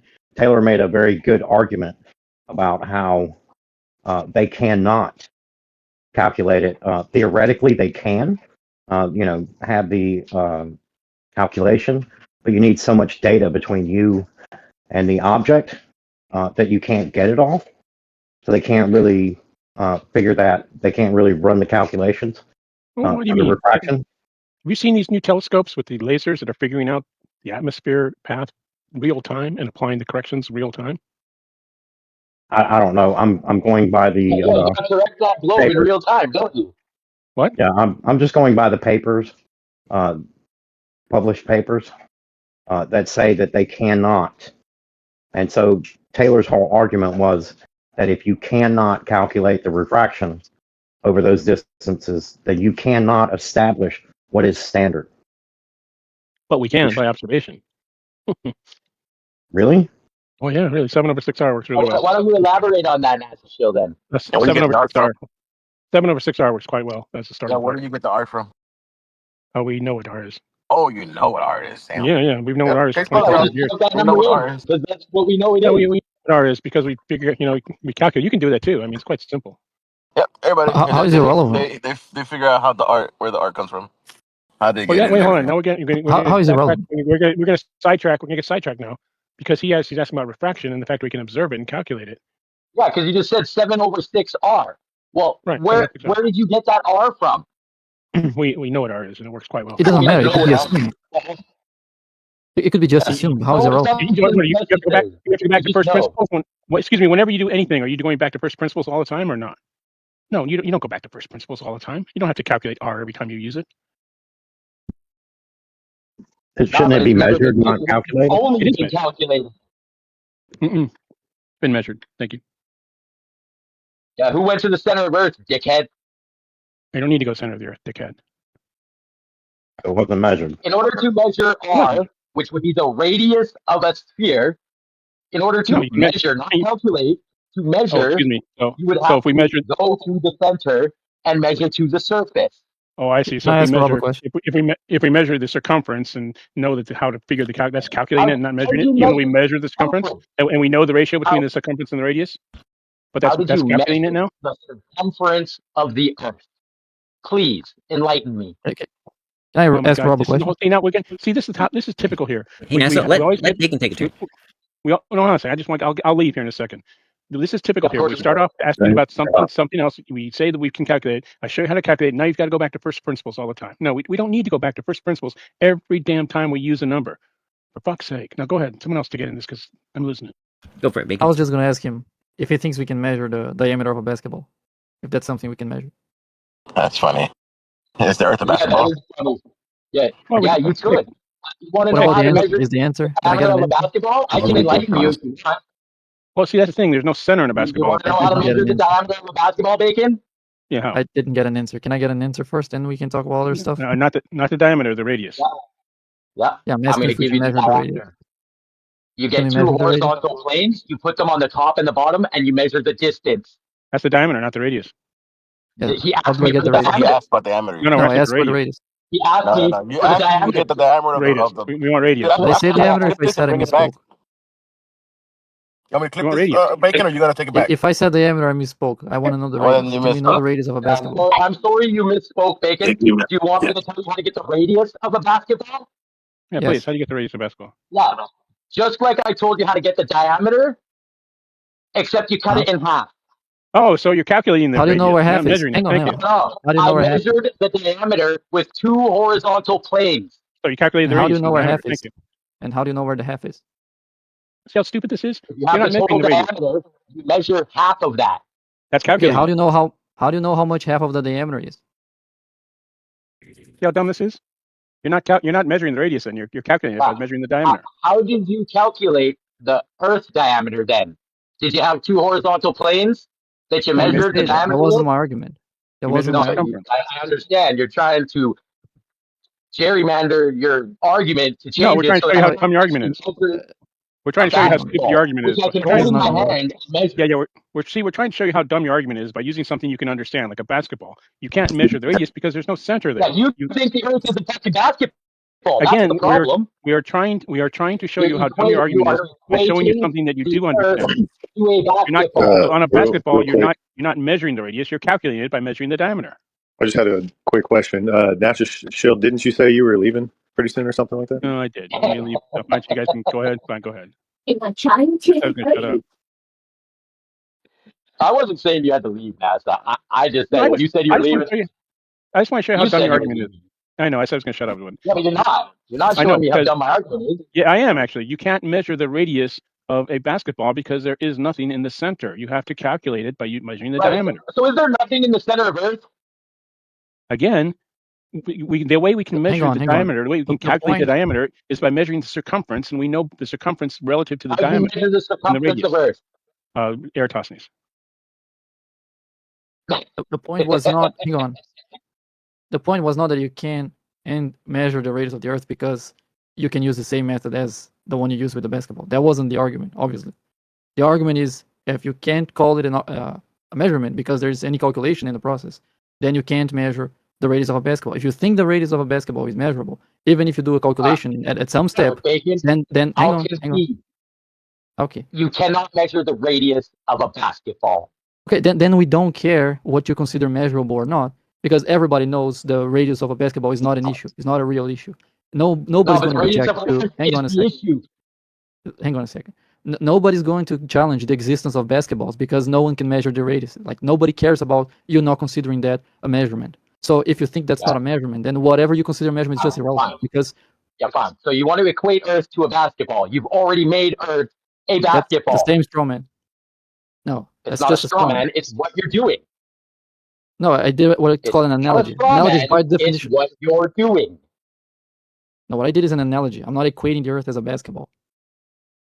I'm pointing out to you can't just discard the measurement because it has the Earth with a basketball. Doing what? You are analogizing the Earth with a basketball.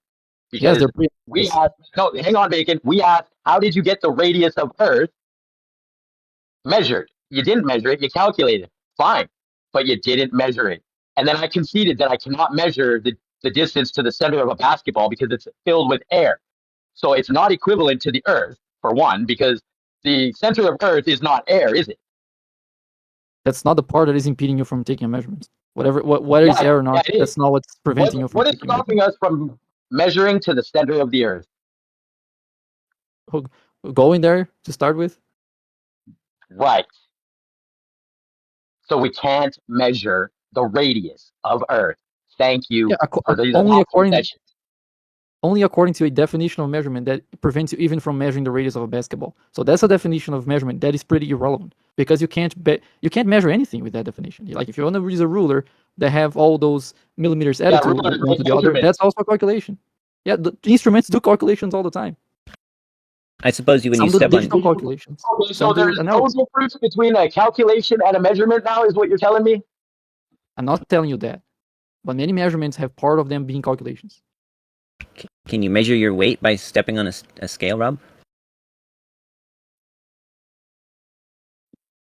Is that a serious fucking question, Jesse? That is a serious question. There's a calculation there. You recognize that the weight device that you're measuring on is not actually measuring weight, right? It's calculating a deviation or an electro sort of what do they call that? It's like a voltage potential with more weight that's applied to it, right? Exactly. So then it becomes the calculation once it's the weight because it's doing something in the background that's formulating it to result in what, like a kilogram readout.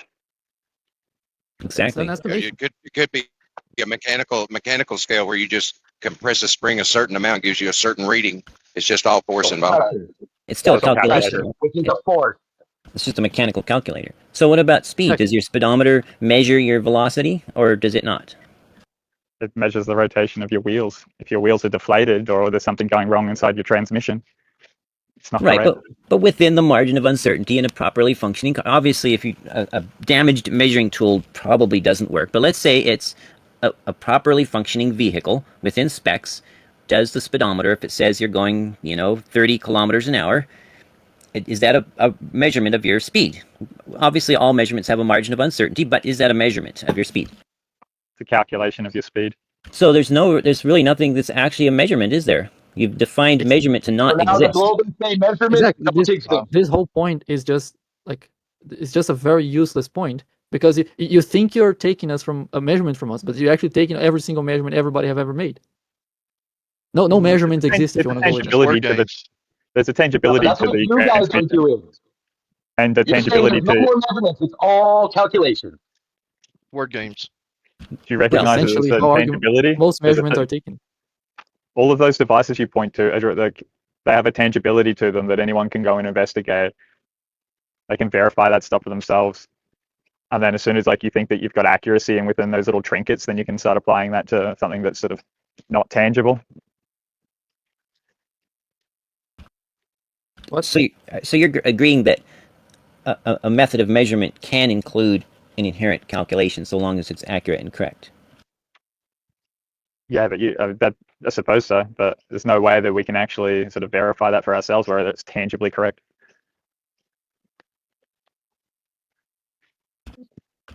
But we can still verify it based on the properties of geometry. Just like the basketball, we can measure the circumference, for example, and calculate the radius from that. And we can prove that that works by taking other spherical things and cutting them in half, measuring the two halves to make sure they are equal, and seeing that the radius is half of the diameter and that the circumference is the diameter times pi. Elbow picked you up on this before, man. What is R? What you're talking about there has got nothing to do with refraction. And then when you leap to this notion of measurement of the Earth, then you've got this inferred standardized R interpretation. Yeah, 7/6R works really well. And you think that's all fine. Okay. Yeah, it does. Where did refraction come into this? Because we started with refraction, and then once you said 7/6R, then they go with, well, how do you measure R? And we get distracted for that for a half an hour, and then we can finally come back to refraction. It's actually you guys that are jury rigging the R value in there without sort of actually mentioning know what it. the R value is. It's just comparative measure is all it is. I mean, if you want to go back to first principles every time and you have to, go out and judge and measure R every time you use it, then go ahead. But most people know what R is. Plug it in like C. I mean, every time you use C in physics, you don't have to go out and calculate the speed of light. You know what it is. If you want to take trinkets and compare them, right? Sort of say that, oh, I can measure this trinket using a tape measure, but then when it comes to measuring the Earth, it's also this optical field which has got this R value to it. I mean, it lacks conviction to me. You seem to just ignore the R value, sort of say, well, the trinket is capable of being measured, but this optical measurement should also be exactly the same. Well, what optical measurement? Yeah. Well, you might find this interesting. I can completely ignore any claims of refraction and measure angles to mountain peaks, and it's always, always, always closer to the globe prediction than the flat Earth prediction. And my average error is way, way, way less than the average error of the celestial theodolite method. So, for those of you who look at an 18% error or whatever with me and my my surveyor's theodolite, you really should check into the much larger errors with the celestial theodolite. If big errors, someone earlier implied that 1,800 feet was not a big error.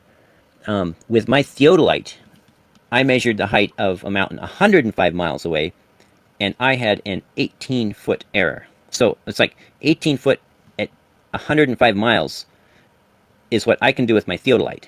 So when the celestial theodolite comes in, and or you did once, like a one-off time. So just let me finish my sentence, and then I'll address that. So when the celestial theodolite comes in with an 1,800-foot error at only 82 miles, yes, that is a huge error. And in answer to your question, I have done lots and lots of measurements, and they haven't all been that close, but they've all been much, much closer to globe than to flat. In fact, I did a study where I measured... What was your flat formula? What's that? What was your flat formula? Did you have one? Oh, arctangent of rise over run. That's the same one that Alan uses for his flat formula. So I did one study where I measured the angle to a mountain peak, the same mountain peak from the same location. I did it like 36 times over a couple-year period at different times of year and different times of day, and using 11 different instruments just to rule out an errant instrument. And my goal was to get as wild of a variation in the readings as I could, just to see what was the actual margin of random error. The random error was plus or minus 100 feet of elevation at 75 miles, and it measured an average missing height of 3,200 feet. So, and then the average of all 36 of those was within like 9 feet of the predicted 7/6R. But even without correcting for refraction, they were still much, much closer to flat Earth, and they were all very consistent. I'm sorry, much, much closer to globe Earth, and all very consistent. So It's like you could say I had, you know, even if you take the worst, if you cherry pick the worst samples from that data set, 100 feet of error, 100 feet is very small compared to the 1,800 feet that North Peak had using the celestial theodolite. So yes, 1,800 feet is a huge error. Something is definitely wrong with the method if it's going to be giving errors like that. And actually, that wasn't even its worst data point. There were a bunch of other stars that occluded on that mountain, and when correctly analyzed for their actual occlusion locations and times, some of them were off by over 2,000 feet. So, other than it giving random results, what's your particular issue with the method? There's nothing random about it. They're not random. So what are you saying, JC? They're skewing the results to get their intended outcomes? Nope. Dr. Heffron was putting in a fudge factor, which he charmingly named the J factor for me. But it turned out he had no basis to do that because he was saying stellarium needed the azimuth corrected, but it turned out that no one could produce any evidence of that. And so Alan then made his own spreadsheet that did not have the per occlusion fudge factors, and he just doesn't show people that how many of the actual results match globe closer than flat Earth. And he tells them that they all match flat Earth. And they believe him. And of course, he mutes me during the so-called open Q&A as soon as I start to speak, just so that I can't, present him with the question of this and put him on the spot to have to address it in front of his fans. Really? What the fuck? Yep. If you listen to last week's or whenever, you'll hear him basically imply that I'm not welcome to speak, and he speaks over me and ignores me, and then ends the show. And then if you go a couple weeks before, he literally mutes me. Did you go a couple of weeks before that? And a couple of weeks before that? He spoke to you a lot, man, before basically what you're reporting now is become a problem. So it's just curious that you leave sort of little bits of information out. Cherry pick, it might say. There was a time when he would let me ask questions, and he would do his best to not answer them, and to comfort his followers. There was a time when you were in his server and you were exchanging ideas and you were working on that spreadsheet together. Yeah. What's that? When you start talking in the middle of my sentence, it's hard for me to hear what you said. Hey, Bacon. But then there was a point when he... Just a sec. Go ahead. Oh, he's coming back. But then there was a point when he just said that he was not going to let me participate anymore, and he has not for several months now. You want to steel man why you said that? He didn't want me there. He didn't want me to... how do you steel man in action? You steel man in argument, you steel man in position. How do you steel man in action? Him banning me from participation is an action. How do you steel man in action? Well, presumably you had an ongoing disagreement for an extended period of time in which you could not come to a conclusion. Well, that part of the part, that's what I would expect you to actually articulate. Well, I just told you that I've been confronting him, trying to ask him about this huge error, and he won't answer. And he doesn't want people to hear me ask him and him not answer. So, I'm not sure what you're getting at, but that's the way it is. Presumably he disagrees with you on the error. And that's the problem. He knows I'm right. That is the problem. You can't steel man him, right? Well, it's in his own spreadsheet. It's literally called Ram's Horn Delta Delta H peak, for example. H6. That's literally the error between the flat Earth prediction and the measurement using the celestial theodolite. He knows. It's right there. He knows that on a whole bunch of the data points, it is actually closer to what the globe predicts. Jesse, have you ever done a summary of all the ones taken and showed something like that, or no? Oh, yeah.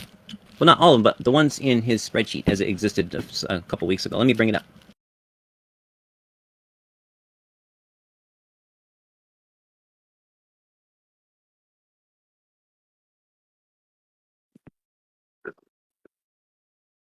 All right, let me screen share.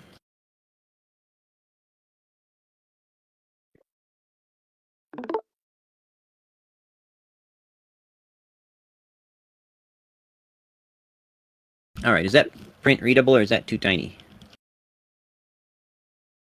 I can read it just fine. Okay, good. So I did a little analysis here comparing the Heffron method, or the celestial theodolite method, atmosphere off at the peak, star occlusion timing, and on the left column here are the ones that are closer to the globe prediction, and on the right are the ones that are closer to the flat Earth prediction. Do the blanks mean they were on or like correct, or what do the blanks mean? The blanks mean it wasn't closer. So like this is the globe column here. So all the ones in this column, the results from the Heffron method were closer to the globe prediction. So the flat error would be greater than the 46 for that one? Yes, exactly. Why didn't you put, I'm just curious why you wouldn't put the flat error, like showing how much it was off by. Is there a reason you didn't do that? Oh, I was in a hurry, and this was. Okay, I wanted to make it obvious. Oh, I remember. I've got it. It automatically counts down here. See the counts. Yeah. I put count for the range, and if I put a number in there, then it would count it. So it actually counts only the cells that are filled. So, but yeah. So for example, it was 30 feet from the flat Earth prediction and greater than that from the globe Earth prediction. This one was 46 feet from the globe Earth prediction and greater than that from the flat Earth prediction, and so on and so forth.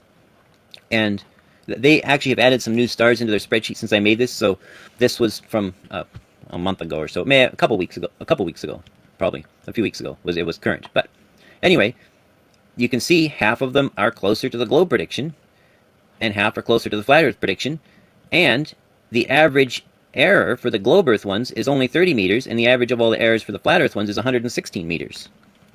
You sent this to Alan? Oh yeah, I pasted it all over. What's his response? Does he respond to it at all? Nope. Okay. Why do you think, Jesse? Well, because when he's saying things like, and I quote, it's something closer to flat Earth every single time, end of quote. Obviously, somebody on his side would call him out if they understood that and understood what's actually in the data sheet. So you just don't think he understands the data? Oh, he understands it perfectly. He's just got a good thing going here. He's got a lot of interest in his little thing, and he doesn't want people to recognize that it's not working nearly as good as he thinks. So you think he's doing it just for notoriety? He's doing it just to troll Jesse. I think doesn't just for Jesse. It's like entirely a Jesse troll to get him out. Can you imagine? They take donations. Aethercause takes donations. So participation, interest leads to donations. And it's like, I don't mind people creating content to, make money to pay their internet bills. I should do it myself, I suppose. But I do have a problem with people misrepresenting and providing false data and making false claims to do that. That's my problem. Do you critique also, like if you look on YouTube and you see like a content creator promoting makeup, are you upset that they're promoting sort of fakeness to it as well? Like makeup? Yeah. Like face paste? Face paste. Well, people even produce CGI for profit, man. It's amazing, right?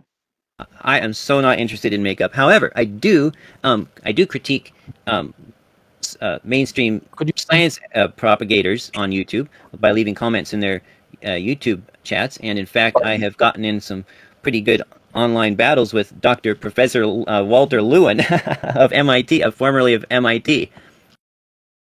So yeah, I call people on my own side out when I see them being dishonest. Ricksky, will you bring this chart to Alan next time? And Jesse, who do you have in your circle that you allow to call you out and hold you accountable for your erroneous words? Anybody with the grits to bring the receipts. Sorry, I didn't hear a response from Ricksky. Or if you're interested in calling your people or getting to the truth, will you bring this up next time? I call out Globers all the time. Yeah, it's just weird that it doesn't go both ways, but maybe there's a reason for that. I wonder, maybe the Globers are really on the side of truth. No, that can't quite possibly be.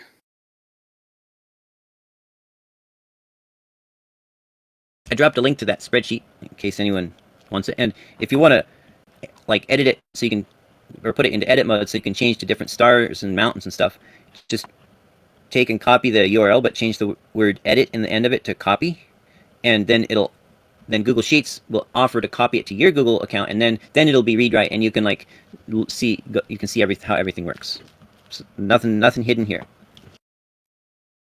It's actually based off of Alan's spreadsheet, which I made a copy of and then analyzed this way.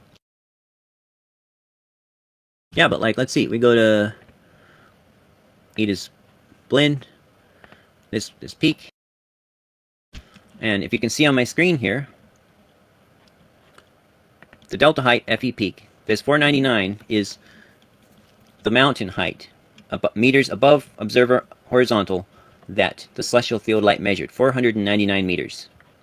Down here is geometric globe peak predicted, 498 meters. So that's predicting on a globe, because of Earth curve drop, the mountain peak would be 498 meters above the observer's horizontal. So literally, you can see that the celestial theodolite 499 is only 1 meter off from the globe prediction of 498.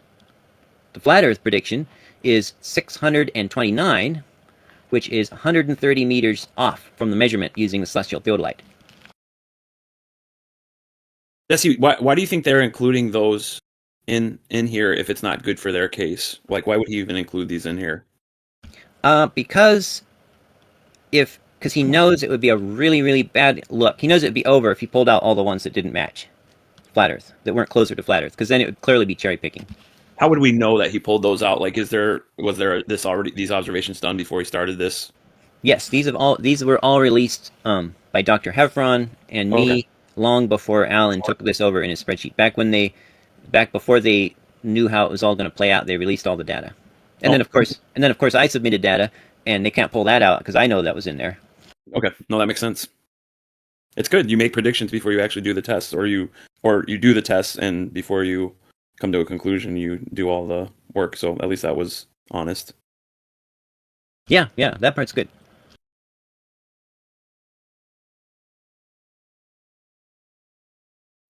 I was wondering, Jesse, I heard somebody say something about is what they're actually doing now like diverged away from what the original Heffron method is? No, it's exactly the same.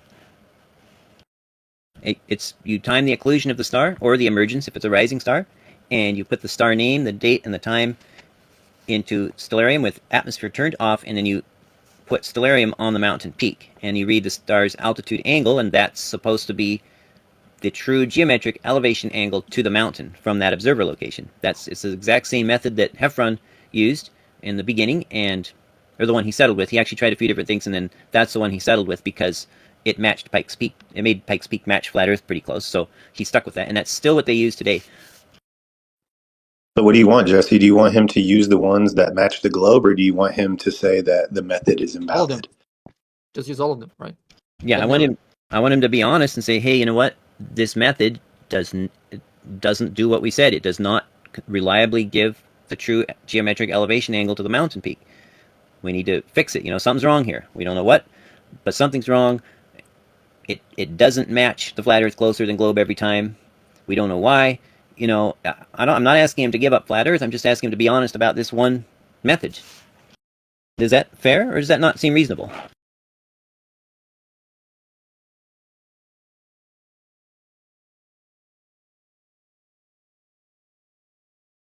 Make it concise and clear on what your intention is instead of kind of bouncing back and forth between both, because it seems really confusing for the listeners.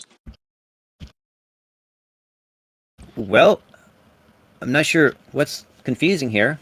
We all know that Alan claims that it I matches. understand what you're saying, but from the outside looking in, you are kind of playing both sides instead of sticking with this method doesn't give results like he's saying, and that should just be your argument. But instead, you kind of get lost while you're talking and start insisting that he needs to talk about these other results as if the method is reliable and that's going to matter and change his position. I'm not sure. Jesse never said that the method was reliable. Yeah, I never ever once said the method was reliable. I know how it works. I know why it works. I was able to predict results from occlusion angles before they even went out and got those occlusion angles. And my argument is the method does not work. It does not do what they claim, and the evidence is amply available to back up my claim. What did you use to predict their observation? The globe's math. Well, yeah, I used. So now it works. You used the method to make a prediction. Now you say it worked. No, my. This I is was what able we're to. talking about, dude. I don't know who Hold the on. other gentleman Hold said on. before, but Listen you to are what he's fucking saying, around. Rixie, stop talking over him. He was explaining. Yeah. See, the method, the Heffron method, gives an angle. Okay, you do a method, it gives you. It's like putting a coin in the candy machine and a lollipop comes out or something. The method gives an angle. That angle does not correlate to the peak of the mountain consistently for flat, concave globe, or tiny globe. It can match any of them depending on the circumstances. But it gives an angle. I can predict that angle. That angle is not the true angle to the mountain peak, except in certain cherry-picked cases, but I can still predict it, even when it's not the true angle to the But mountain. you're saying you're using the globe to do that, right? Yes, I used the So 1 degree. even though it's not actually the globe, you can do that, right? Well, that's your guys' problem. Why does the globe math predict their results if Earth is not a globe? But that's besides the point. It doesn't, because the method doesn't give that, remember? Well, what do you mean? What doesn't the method give? Whatever you mean. Pick a side. Are you listening? Yeah. So are you? You're squirming. Are you? Clearly, he doesn't understand. Yeah. Are you denying that in the case of Edis-Blinn HD1876663, that the results from the Heffron method measure the mount? They are, by the way, they do call this a measurement, even though it involves math. But anyway, their own measurements say that the mountain should be 499 meters above the observer's horizontal. Do you deny that? I've got it highlighted in the spreadsheet right now on my screen share. Is that font big enough? I can make it a little bigger. What she said.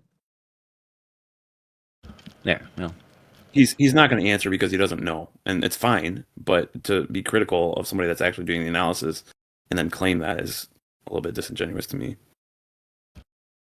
well, that's okay. He's probably had a few good trips with the bong there, and he's just enjoying himself. Can't blame him for enjoying himself.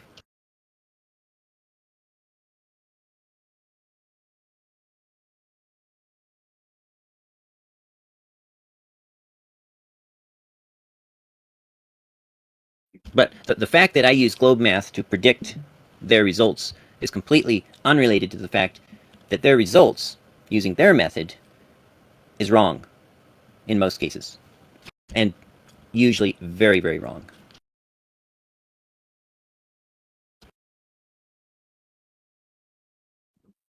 The fact that I can predict it simply means that I understand why they're getting the angles they get, but that doesn't mean that their method is working the way they think it is or claim it is.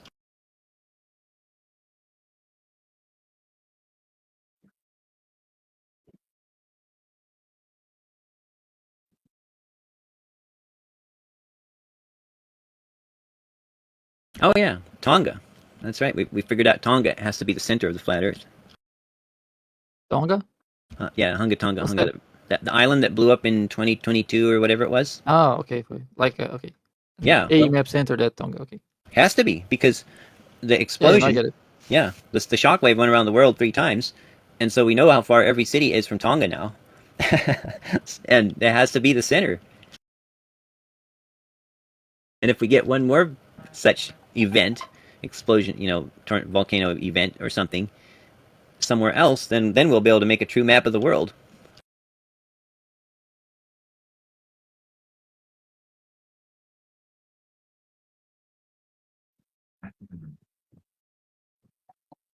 And then we'll be able to use like Google Maps 2.0 that gives actually the best trajectories. Yep. Jesse, is Dr. Heffron still in this discussion, or is he involved with Alan and Shane, or no?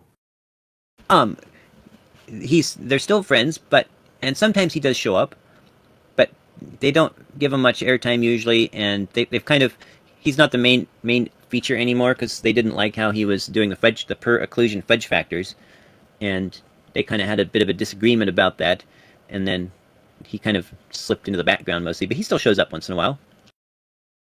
So he's still a supporter of it, or still believes in it? I do believe so. I think he was probably present in the one last week, but I don't remember. Okay, thanks. Yeah, he is. I asked where he had been, and he was actually there, and he spoke up, and yeah, he's obviously in support of it. Jesse, do you understand it enough to be able to cherry pick and like go to certain mountain peaks and say, I know that this one will give me globe or this one will be closer to flat? Have you been able to figure it that far or no? Oh, absolutely. Like months and months ago, maybe almost a year ago, P. Floyd is typing, and I made a Desmos graphing sheet that it was a simulator. You put in your observer height, your observer or your target height, and the distance between the observer and the target, and then it would tell you what it would match. Oh, I think you did that on Tunes, didn't you? Yep, I showed it there. Yep. I remember. And it's real simple. All it is they put stellarium on the peak with atmosphere off. So all I did was reverse that process. I added back in the 1 degree per 60 nautical miles of moving it to the peak, and then I compensated for astronomic refraction and also terrestrial refraction, because at the moment of occlusion, the apparent angle of the mountain is equal to the apparent angle of the star. So you just subtract the terrestrial and add the astronomic refraction, and add the 1 degree per 60 nautical miles, and that's how you predict their angle, just because that's what would happen if Earth was a globe and you moved the observer to the mountain and turned off refraction. That's what would happen.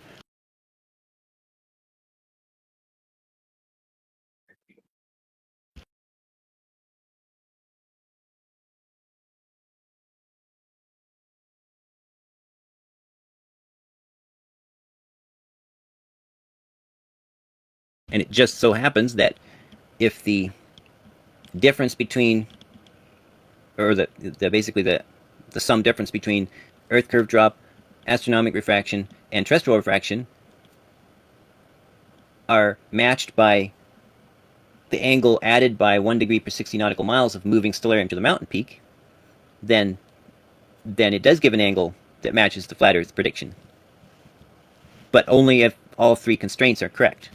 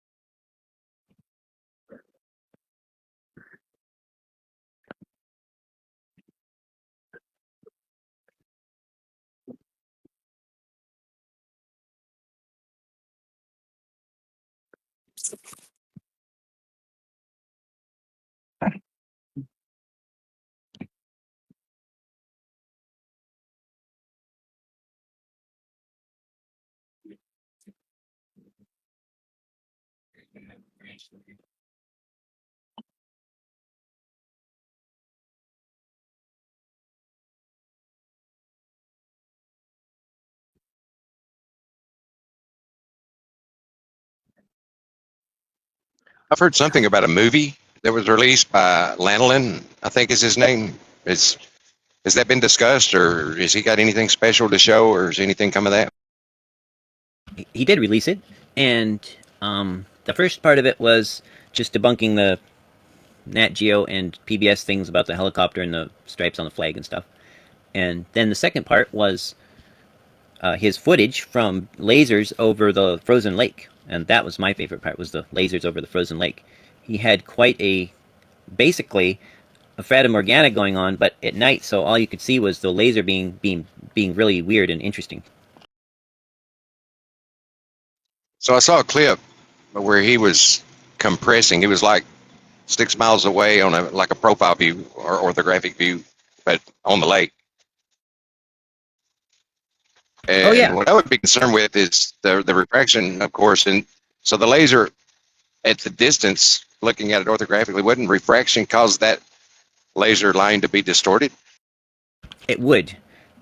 So yes, it's definitely part of the whatever's going on, because if you're looking through the same kind of air that it's going through, and it's curving, the light from that glowing path in the air to your eyes is also curving, which will cause it to appear lifted or dropped, and the farther each point on the line is from you, the more it will appear lifted or dropped. So it very well could curve it, and that's something So I think he said he took like 2 or 3 or 4, I don't remember, pictures of it from the side view. Some of them showed the curve when he compressed it, and some did not. And Well, what I was noticing about that, you would see when he would really compress it, you could see the green laser would bend up, which, okay, that's maybe interesting. But what I saw also was the surface of the water bending way down. Yeah. So I'm like, why aren't we talking about the water bending way down instead of the laser bending up? Yeah.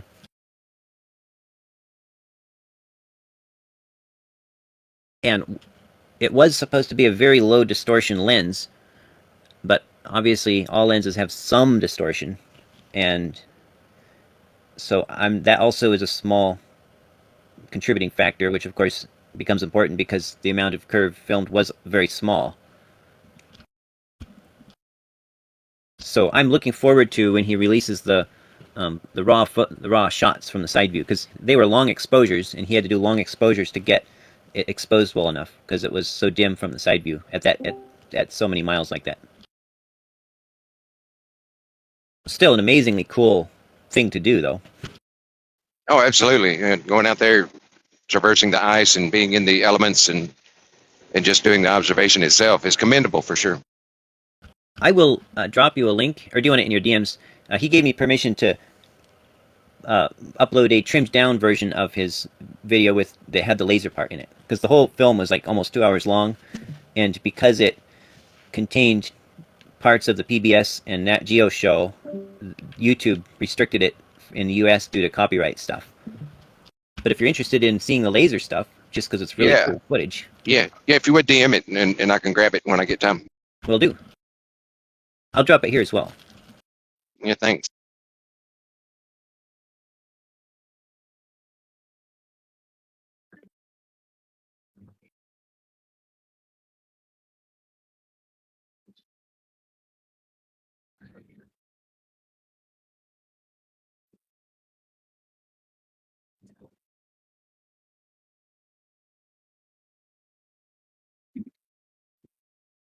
There you go.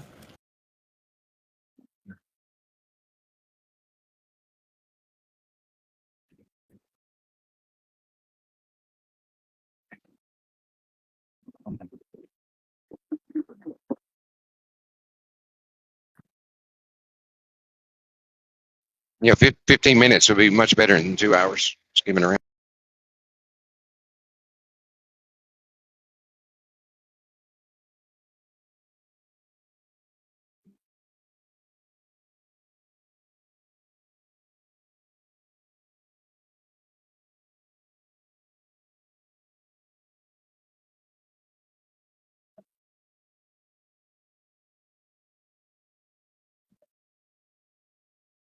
Well, if nobody else has questions about the celestial theodolite, I think I might close down my screen share. Since it's easy enough to put back if I need to.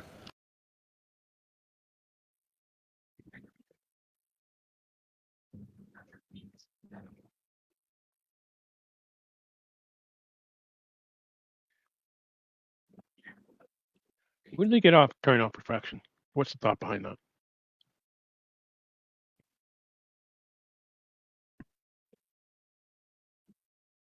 Jesse? What's that? Where did they get off turn off refraction? How do they justify that? Well, so the best I recall from what Dr. Heffron said was basically when he started exploring this idea, he used a regular survey of theodolite, and that matched the globe Earth prediction. So he then tried using stellarium, and that matched the globe prediction.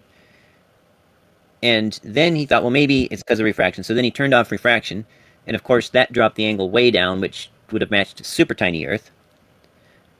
And then he tried moving stellarium forward to the mountain peak, and then that made up for the overdrop of turning off refraction. So I'm not. To me, it sounded like he was just trying different things until he found something that matched the flat Earth expectation for Pikes Peak from his house. Ah, okay. So basically, he fudged it out until he got the result he wanted. I always thought that was the case. He fudged the method until he got the result he wanted. And then once more data started rolling in, and a lot of it didn't match the flat Earth expectation because the distances and elevation differences were different. Then he did start putting actual completely arbitrary fudge factors on each occlusion.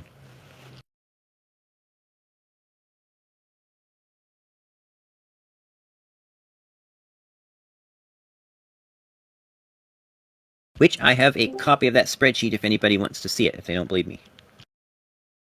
Yeah, I think I was here for that one, and you started critiquing it or something.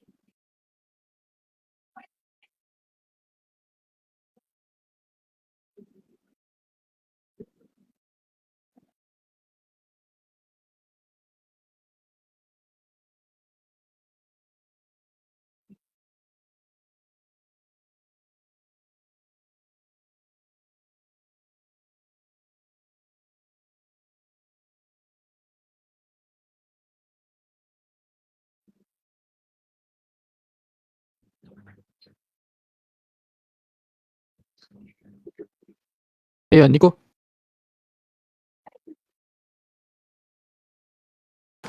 Yes, Bacon. You should give me almanac stars next time. With refraction.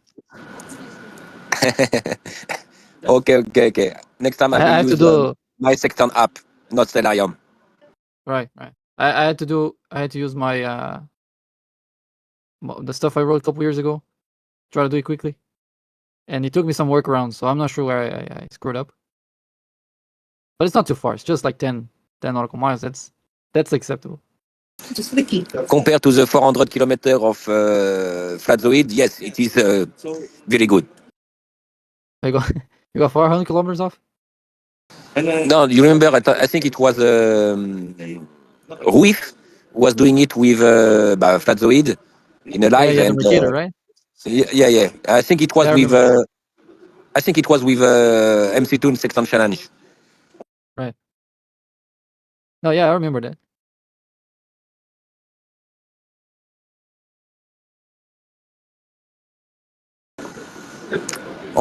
also, but I'm working on a new one, a more complete one.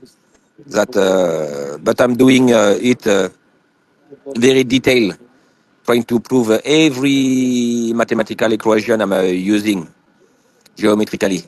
Like that, it will give flat earthers some thought. I did not understand what you said there.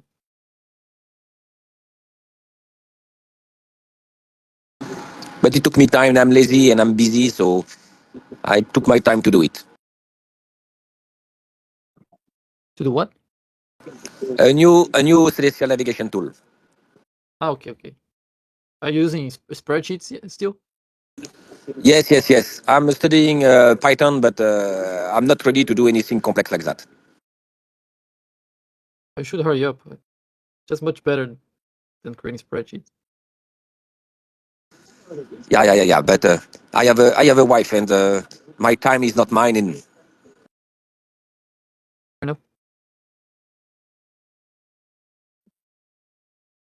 We don't want excuses, Nico. We want results. I have results. 136 meters away and 330 meters away. That's not bad.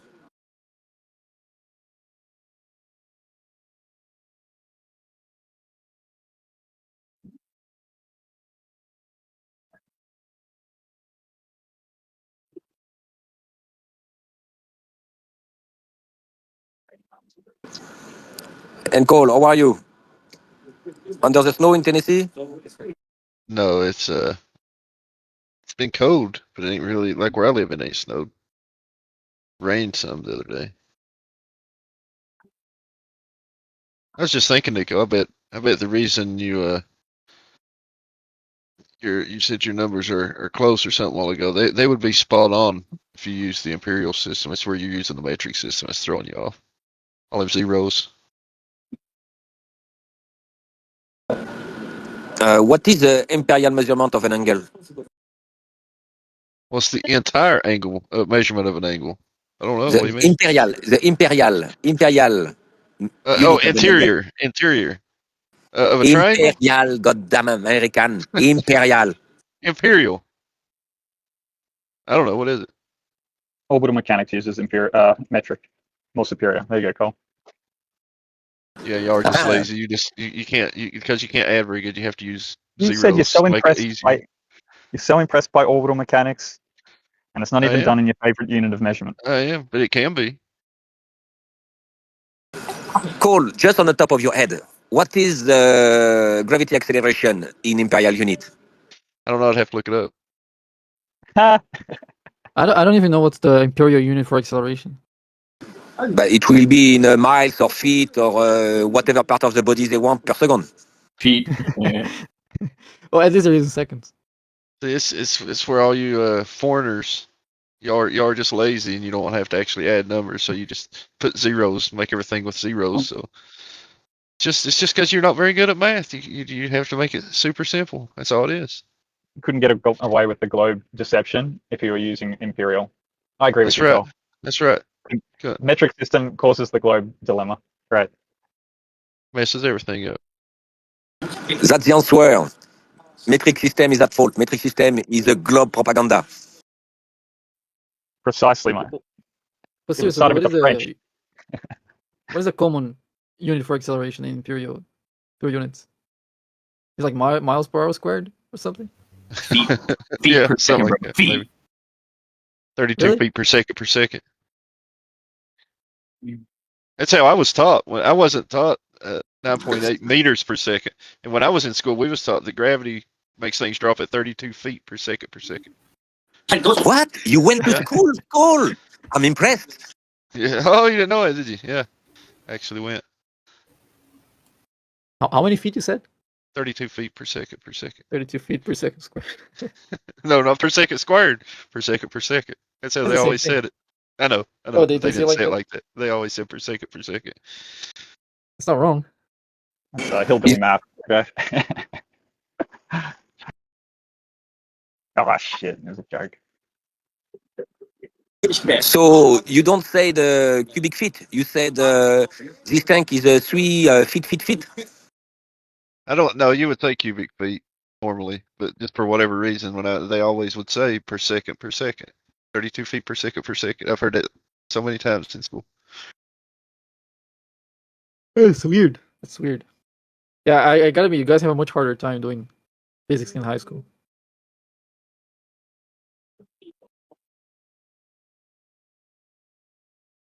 You have to convert between feet and miles and whatever. That's just much harder. It's just a little bit of multiplication. Yeah, but it's like with many different digits. You don't just move the decimal left and right, and that's it. That's what I'm saying. The metric system's for lazy people that don't want to do math. That's what I tell No. Nico anyway. You That's might my be right. excuse to Nico anyway. It's not. It's don't argue with me on it. It's just that's my argument against Nico when he tries to I think there's argue. a saying about lazy people, like they're the reason why, like good inventions or something like that. It is not being lazy. It is being efficient, accurate, and precise. All what the imperial system cannot do. Well, you can be accurate and precise. That's just a matter of how much work you want to do when doing calculations. It's just gonna take you more work to reach the same precision. Là, is 30 feet per second. 32. 32, yes. 32, and how many inches? Oh, I don't know. They didn't ever say. They just said 32 feet. 9.81 meter per second is already more precise. How And do you less know? That letter. keeps varying. Is it precise where? Near the poles, near the equator? Around our latitude, Dumam. I think that the two values are probably within the same margin for most places. Let's convert 32 to meter. Okay. It's 9.75.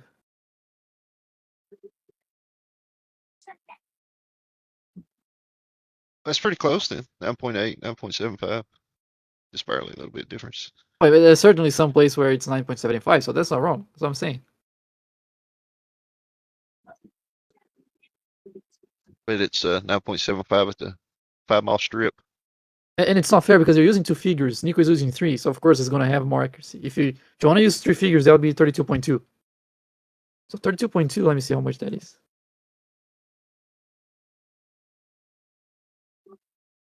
That's 9.81. So that's the same. That's if you use closer. three figures, yeah, I mean, if you use three figures with feet, you get the same accuracy as if you use three figures with meters. So that's not a fair complaint. Sounds like they're both equally accurate to me. Yes, but they don't have decimal, so they don't have 0.2. So it will be how many inches and fraction of inches. If you add one, That's one. good. Let me What see is how a many. fraction of it? Well, yeah, you got like 7/16, you know, Go ahead. 9/30 seconds. But to have the same digit, you have already 32 is 2, so you can add only by inches. 1, 2, 3 inches. Well, no, you can have like 4 inches and 17/64 of an inch. No, that is more digits. 32 feet 4 inches and whatever you said. These crazy things. That's not already more.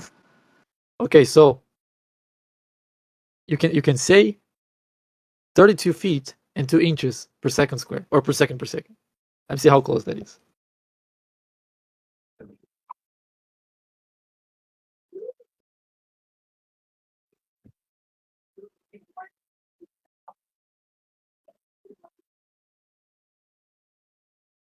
That's like 9.8. So you can use 32 feet and 2 inches per second. That's still like 9.8 meters per second square. That's within a decimal. So you see, metric people are teaching you how to use the imperial system, Cole. I know how to use it. I said 32 feet per second. You missed the 2 I inches. was close. I was off by a little bit, but you just have to find where on Earth that's right and say that's where it works at. Yeah, that's true. Wait, are you guys arguing which is better, metric or English units? No, not which is better.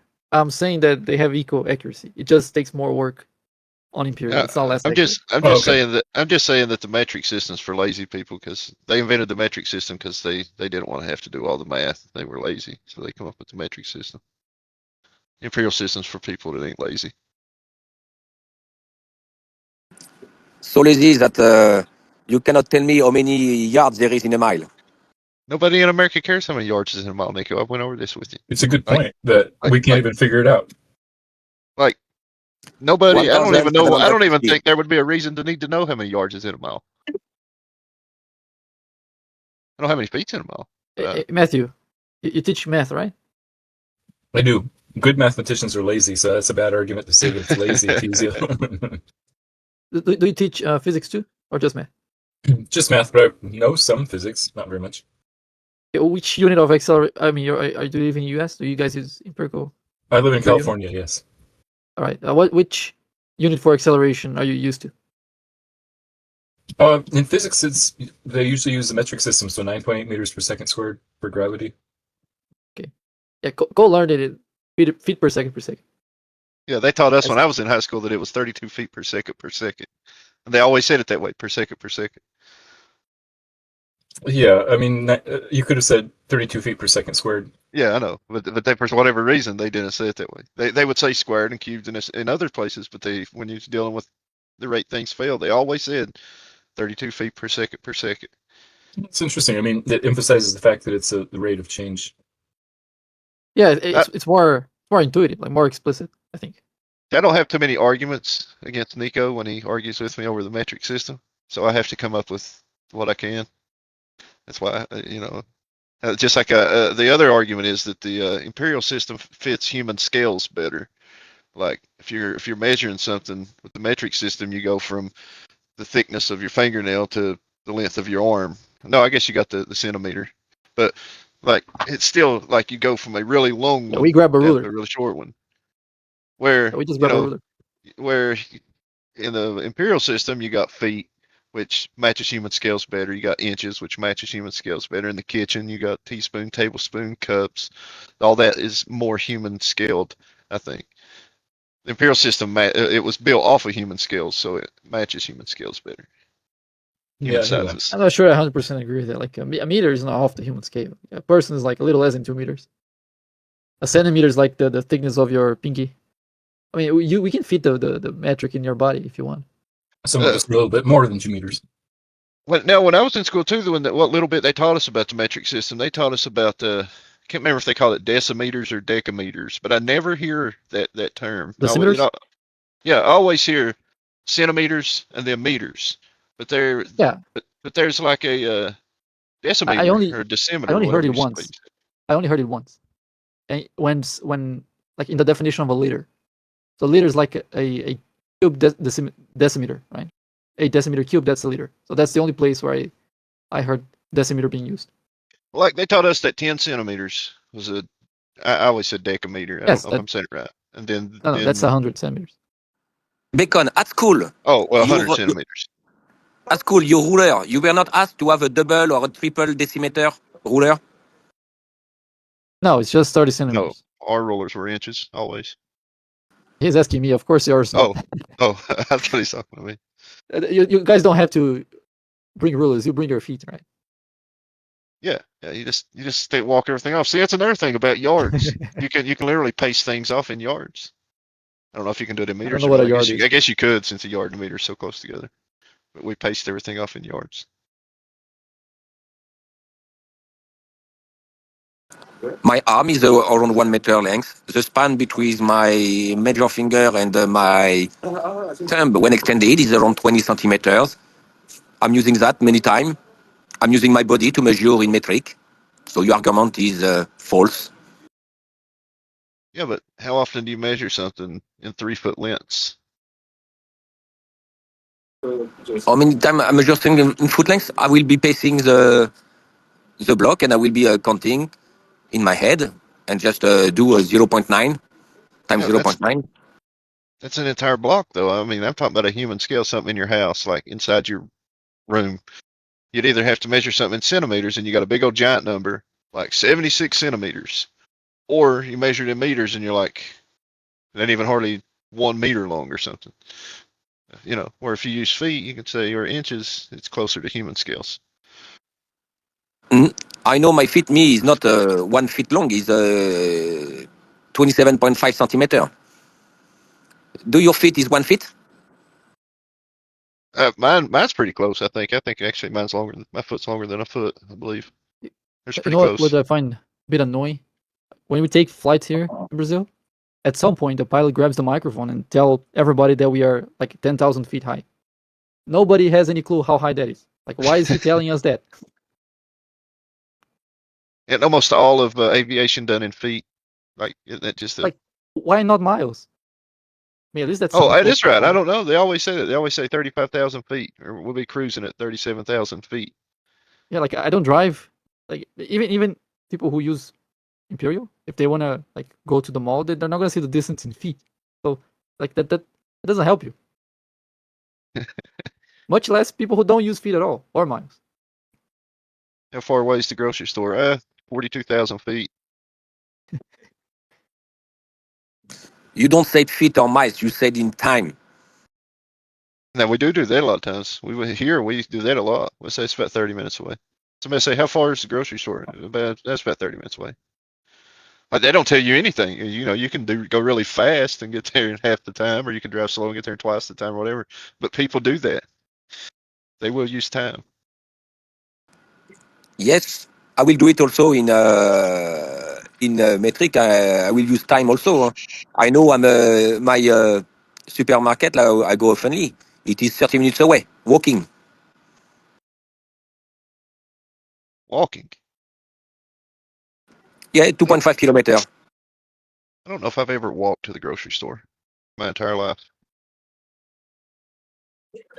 I walk everywhere. On Saturday, I took a stroll and I walk 25 kilometer. I know I would love to. I would love to be there with you from the videos you were showing us on how clean everything looked there where you're at and stuff. I'd love to be able to be there and like walk around with you one day and look at all that shit in person. There is some area who is dirty, like around the supermarket. You have people who just throw a wrap, plastic stuff everywhere. Just throw stuff down. I picked up a bunch of garbage today actually at work. That somebody, I don't know if it's how long it's took them or whether they've done it. They've been working on the road right down the road from where I'm at, and I was down there today for the company I work for. We was doing some stuff, and we was all parked in the church parking lot, and there was trash everywhere, like up the weeds and stuff, up the side, the edge of the parking lot, all in the weeds and everything. It looked like people had just been like throwing bags of trash and everything over in those weeds. I climbed over in there. I spent like 3 hours a day just picking up garbage for no reason, just because I didn't like it. Picked up all the trash over beside the church. I don't understand people that does stuff like that. I hate people that litter. My kids, they start to do it. Each time as they do stuff like that, I was telling them, pick it up, and you have a trash with 10 meters away. Go to the trash. Easy. Yep, my kids get in big trouble if I catch them throwing trash out the window of a vehicle or something. Hey, Nico. Yes. Have you ever seen a child peeing and pooping in the middle of a shopping mall, and then the parent just picking them up and walking away? No, never. But I see some mommy making the kids pee in a bush. In a bush? Yeah. I saw it like right on the side of the highway one time too while I was there. Just traveling in the bus, looking around. I was like, oh, there's a baby over there peeing. They just dropped, like, I don't know, it's just funny. And it happened in the middle of a shopping center while I was there. I was like, what the far out's going on here? I'd assume it's not everywhere in China, but yeah. I heard story like that, but I never saw it. That's cool. Yeah, China ain't China. There's lots of different Chinas, seemingly all sort of, you know, from an outsider's point of view, it all appears to be one. Yes. It's like America. Not every people is living in the last century like Cole with his imperial system. No, almost everybody in America lives under the imperial system. You'd be hard pressed to go anywhere in America and find somebody that uses the metric system, like unless they're at school, you know, or in a scientific setting, in a, you know, somewhere where they're doing science and measurements and stuff. But just typically, anywhere you go, if you just like all the road signs are in miles everywhere, all across America. Everything, most people you talk to, like 99.9% of everybody you talk to, they all use the imperial system commonly. Like I Yes, said, unless they're in a laboratory or something, they use the imperial system. Cole, you were very abundant talking about your cutlery. Can you tell me how many teaspoons there is in a tablespoon? No, actually, I can't. I don't know. It's a good question. They're probably not even interchangeable. How many what's in a tablespoon? Teaspoons in a tablespoon. 3. Let's check that. We have a number 3. You're guessing.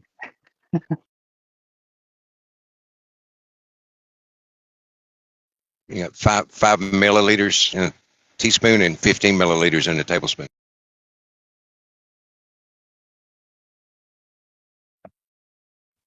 Some recipes, especially in Europe, are by weight instead of by volume, and that actually gets you a lot more accurate recipes because flour could be fluffed up or packed down, and so the weight matters more than the volume. Our construction system, while it might be in sort of metric, I'm pretty sure most of the materials and the way they're cut, still based on imperial. Imperial is actually a lot better for construction than what metric is in some applications. Yeah, just for getting the pattern. Like you want the size of the boarding to sort of match up with the stud pattern, and because certain materials are designed for the American market, they're sort of shipped out the rest of the world, and they just apply sort of metric measurements upon it. Sure, but that's just historical. There's nothing inherently better than the imperial system over the metric system. But when you said you have a 2x4 wood stick, I saw videos that in fact they are 50 by 100. They are in metric, but you call it 2x4 because you don't care about the few millimeters that are shaved off. Most of them are they're actually 3 3/4, 1 3/4. You've got the timber studs, for example, 35 by 75 millimeters, and then the slightly larger version of that is 45 by 90 millimeters. So do they actually measure those dimensions? I mean, never. Like it's a piece of timber, so it never actually measures that exact. But I mean, that's what they're going for. That's the thing about ours.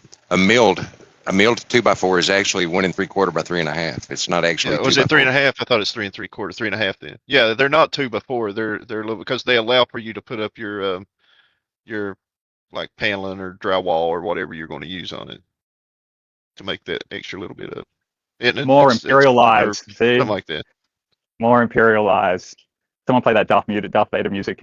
No, because you got like 1/2-inch drywall, so you got 3 1/2-inch 2x4 with the 1/2-inch drywall makes 4-inch. Yes, that shows that the construction workers are lazy. They cannot make calculation. They have to put it in a dimension before. Well, it's just easier to say 2x4. You're not going to say. It's easier to think it's a globe. 1 1/2 Exactly. by 3 1/2. Another question, Cole. Do you know how many cubic inches there is in 1 gallon? How many cubic inches in a gallon? No, I do not. I don't know if I'd ever need to know that.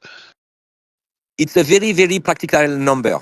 I know a gallon weighs 8 pounds, but I don't know if is that French sarcasm? Is in one. It is 231 cubic inches in 1 gallon. 231. What a weird number.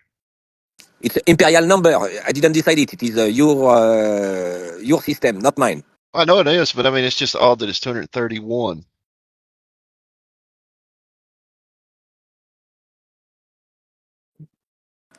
And just to say that 1 kilo is 1 liter and is 1 cubic decimeter.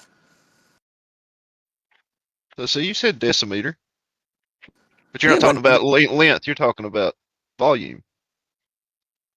Yes, 1 kilo of water is 1 liter and is 1 cubic decimeter.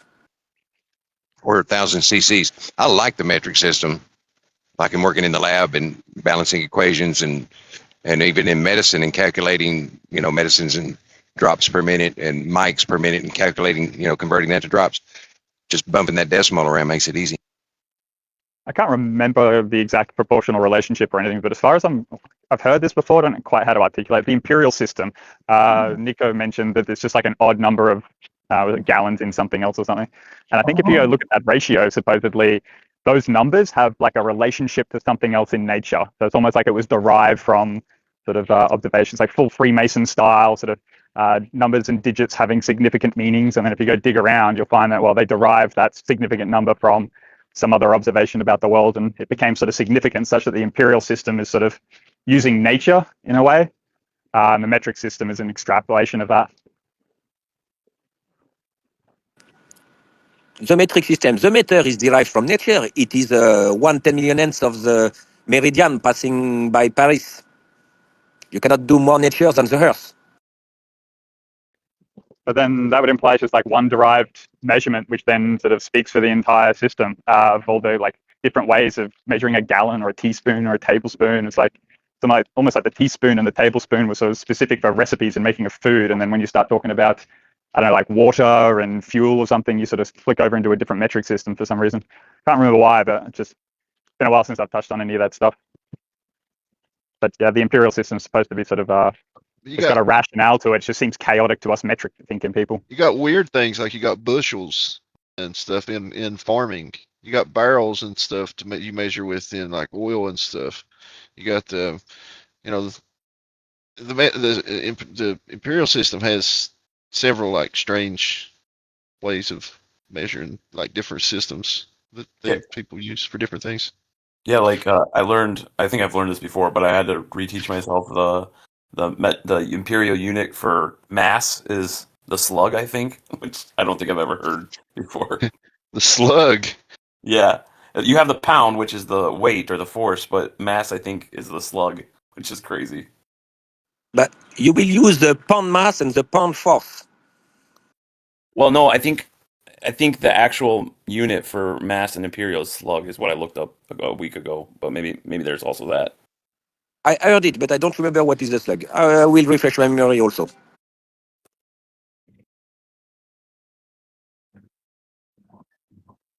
It does say pound. I thought it was slug. Slug. Yeah. So Nico, why do the Chinese need help from a French mathematician? I thought the Chinese were supposed to be like pretty good at that stuff. They got the math all hooked up. I'm not a mathematician. I'm just an engineer in China. Well, that's still numbers. That's the same. That's pretty cool, though. Yeah, I guess there is pounds mass and pounds in slug. One slug is 32 pounds mass. So why they have two of them, I don't know. There's also the way that you measure things, like when it comes to guns and stuff, when using grains and grains in gauge, like gauges, like a 12 gauge and stuff, and it's all got specific reasons on why a 20 gauge is smaller than a 12 gauge, and also with wire, you measure wire in gauge, and the smaller the gauge, the bigger the wire. Yeah, that's always messed me around. AWG versus like just the square. What is it? The square section. What gets really crazy is when you get in like utility size, it goes from gauge to KC mil, so mils. But I think that's still imperial, but it's crazy.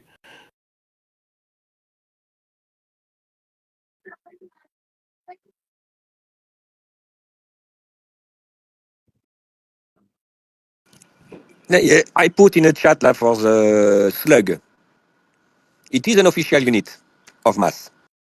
What is a mole? Like a molar? I know that's metric, but A mole is a kind of density. You have is the number of molecule in a volume. No?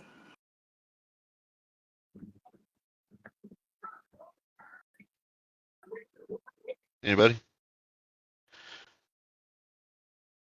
I think it's the number of atoms with Avogadro's number. Yeah, a mole is a fundamental unit of chemistry that quantifies the amount of substance. So it's Avogadro's number of atoms. So 6.022 times 10 to the 23rd molecules or atoms makes a mole. It's more for chemistry. I always wondered that. I never knew what that was. Probably learned it in school, but I forgot it.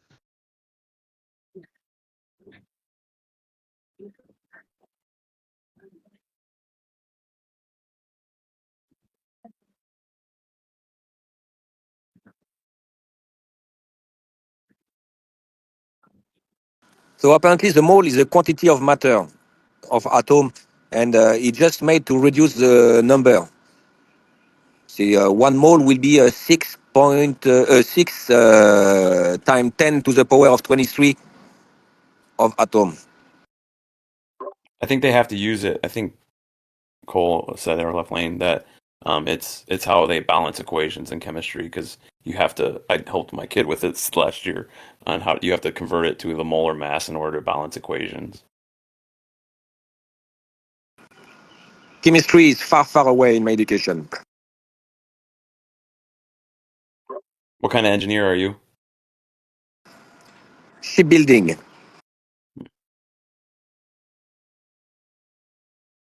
I guess you had to learn some chemistry, didn't you, Nico? You got to learn a little bit about gases, just like I did in the coal mine. Yes, Like I methane, have. CH4, and stuff. 20.8% oxygen in the air.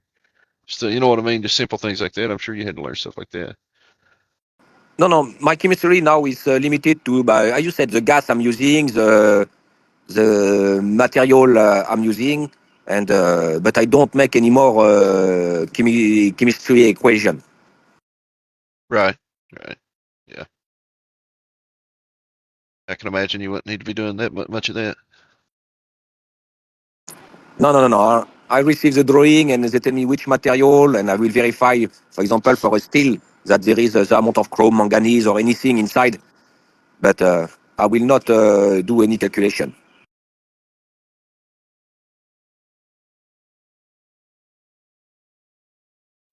There is people more nerdy than me to do that.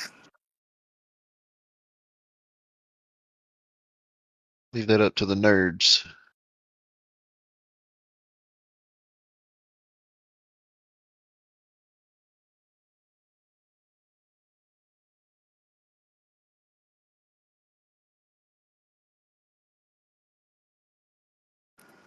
So the VC like quiet down, finish the presentation of the CEL-THEO. Anything important has been said today?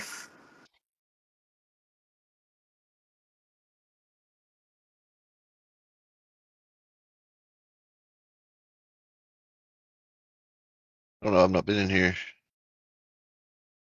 that much today. Oh, but me, I'm at work when you do it in the morning, so I cannot be here to listen.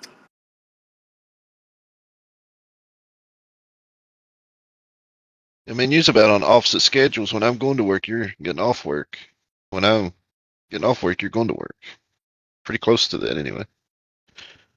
We are almost 12 hours apart, so Yeah. it's normal. Now it's my lunch break. Almost my bedtime.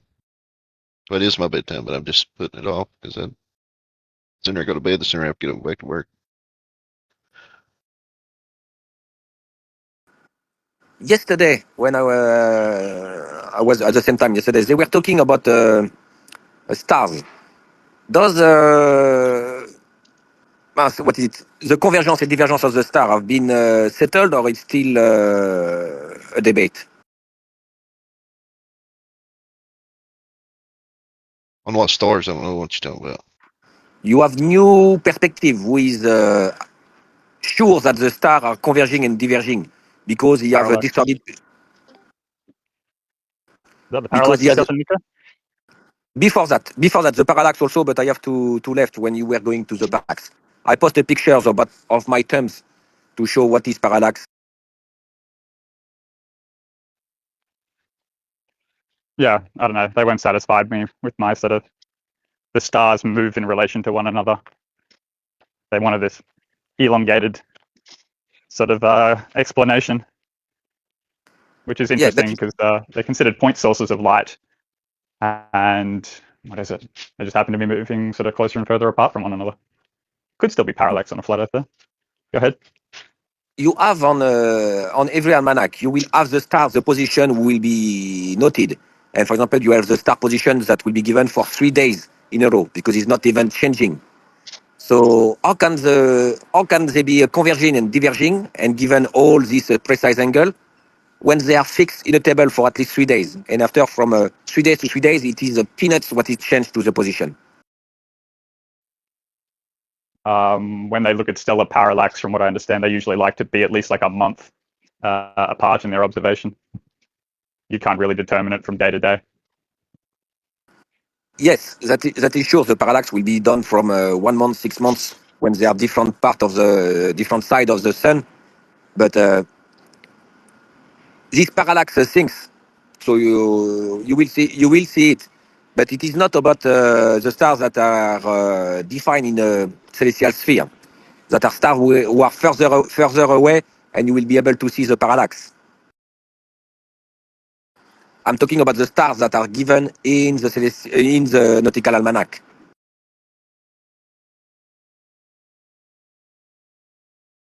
I can't really respond to that. I'm not sure.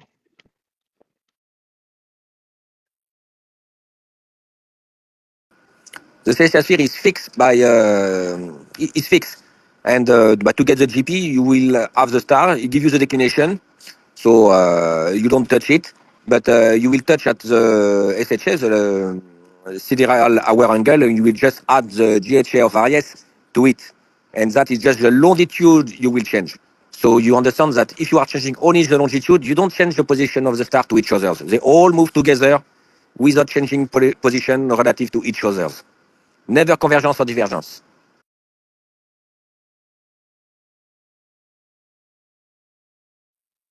They all change in relation to each other. Is that what you said? Yeah, to each other. Isn't that the proposition put forward by parallax? Or are you saying that if you understand the parallax, it resolves the problem, they never change in relation to one another because you've accounted for it through the observation of parallax? And but to be able to calculate the parallax, you will need but the angle you will calculate between the two stars. But after you need also one other length. You need the length between your two observers to be able to make your triangle. And after the distance to the star who is in a foreground compared to the star, you will measure the parallax in a background.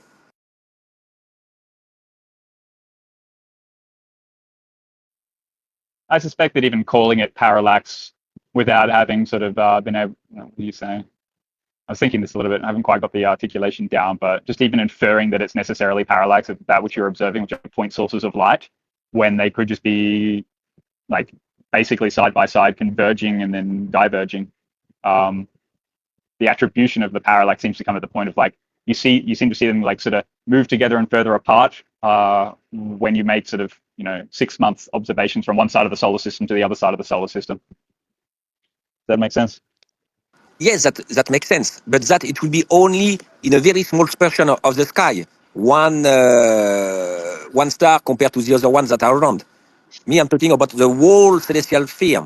The position of the main stars, they are not changing. You don't observe this kind of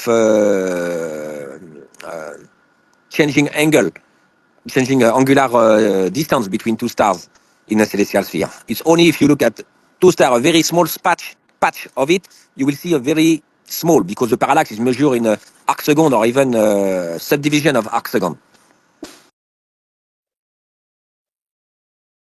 And what the new perspective claim is that it happened during one night. So we are not talking about 6 months apart. It's during one night, converging and diverging during one night.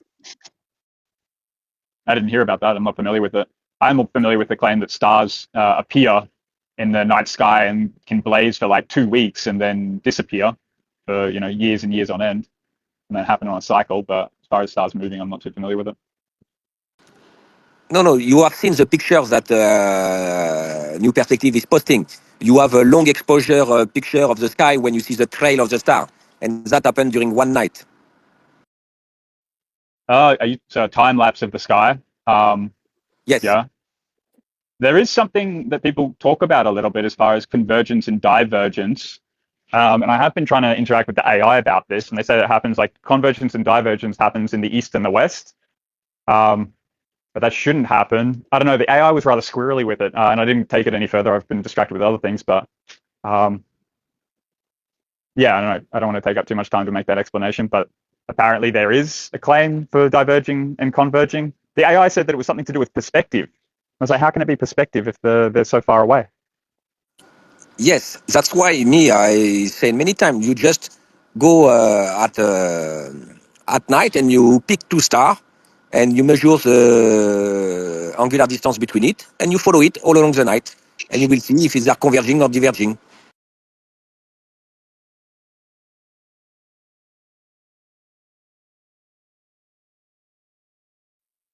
Personally, I was wondering whether or not, say, for example, hypothetically, it was a dual pole system, which you might expect to see this convergence, divergence at the east and west peripheries. And so you'd have to be on the eastern portion. And then so Australian sort of eastern coastline sort of would seem to be a pretty good spot to maybe do it. With that, yes, it's what you expect on a dual pole. But what we see is that first is that in a dual pole, everything will happen east to west and passing over over the equator perpendicularly. What you see is that this orientation, you have this trail, they are angling with the latitude, and you can check out this angle and compare this angle with your latitude and see that it's a linear relation between the angle and your latitude. That will not happen on a dual pole. You should have all times the vertical distance, vertical trail of the star at the equator to go vertical, making a nice half of circle all around you. My only contention is that does it make sense to say in a Euclidean object, what the star is, what you're observing is actually a thing in its position and you're observing its in position? And yeah, that's impossible. I can kind of get where you're coming from. That's where I can I've got no reason necessarily to think that the star itself is like a source, like a tangible source that I can go like follow my nose, like looking at the star and go up to it and touch it and do all that stuff. So I don't know, at that point it becomes like a pretty crazy explanation. I can't really get into that at the moment. But it would just essentially be that the night sky sort of projects onto the within a field across the surface of the Earth, and if you're inside of that sort of that point of where that light field can arrive at, then it'll make it to your eye. But people don't like that stuff, and I can understand why. It's a pretty squirrely answer. Yes, but you understand that you have your celestial sphere. So by definition, it has no defined radius, just a very large one. So much that it is considered a sphere, and that any of those things that you said, it is specific to your position, and it will have to have so much complicated mathematics behind to make it appear as it seems. You will have to invoke huge refraction into the path of light to reach your eyes. Well, that's what I was sort of pointing out yesterday. It was like there's two absurdities. Like there's one on the flat Earth, the sky, the way that the light appears coming from the sky sort of is hyperbolic, and there's a lot of bending light to achieve the result. Otherwise, you have to infer that they're billions and billions and millions of light years away, and they're such they're on scales that are just beyond what you can conceive of. So there's an absurdity on both conclusions, in my opinion. Okay. But sorry, me, I will have to go. It's the end of my lunch, so I will let you be, and have a good night. All right, Nico. Pleasure, be careful at work, Thanks. brother. I'll catch you later. See you, man. Good afternoon. Thanks for spending your lunch with us. See ya.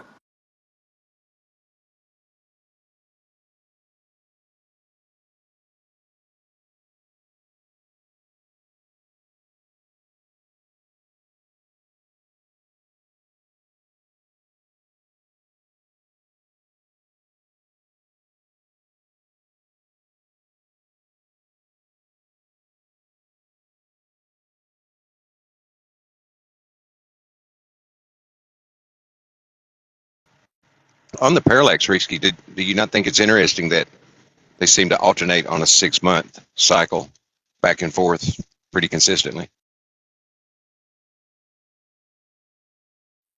I suppose so. It's just balanced out, like the seasons, I suppose, as well.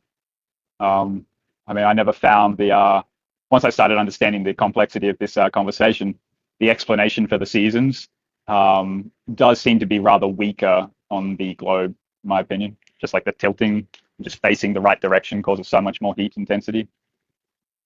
I mean, it's just like if you take a light and you shine it directly straight down at your hand, a flashlight or even a laser, it'll heat your hand up much more than if you angle it, because a lot of the radiation is being reflected back off of your hand instead of straight down onto it. It's the same concept with the Earth. When the northern hemisphere is angled towards the sunlight is hitting directly down upon it, which heats it up more. And then in the wintertime, it's angled more away from it, so the sunlight is hitting it. It's not only hitting at much more of an angled hit, it's also spread out much more, because it's not directly coming in at it, it's coming in at it at an angle, so it spreads the light out much more, reflects a lot more of it back into space, and a lot less of the radiation gets absorbed by the Earth, which makes it cooler.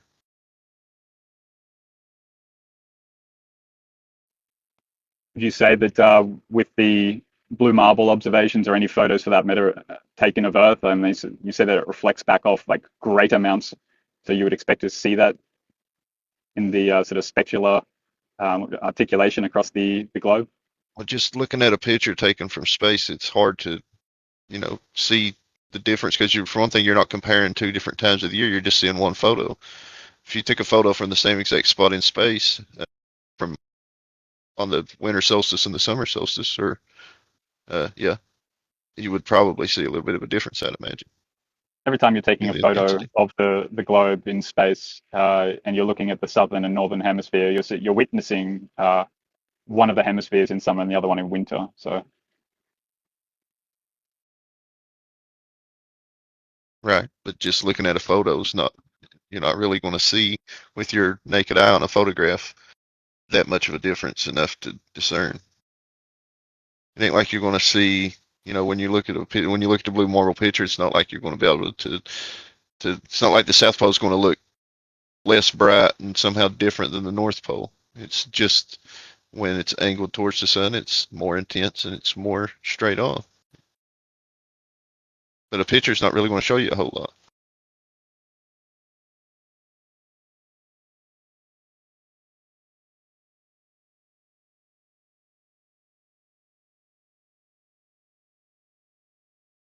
It's to begin with, a lot of the radiation that's hitting the Earth is not just the the light waves that we can see. You got infrared light, ultraviolet light, all kinds of different other spectrums coming in, hitting the Earth. So there's a lot more going on there than just visible light. well, the Himawari has all of that tech on board apparently. So I don't know, maybe it's a cause to have a look at that.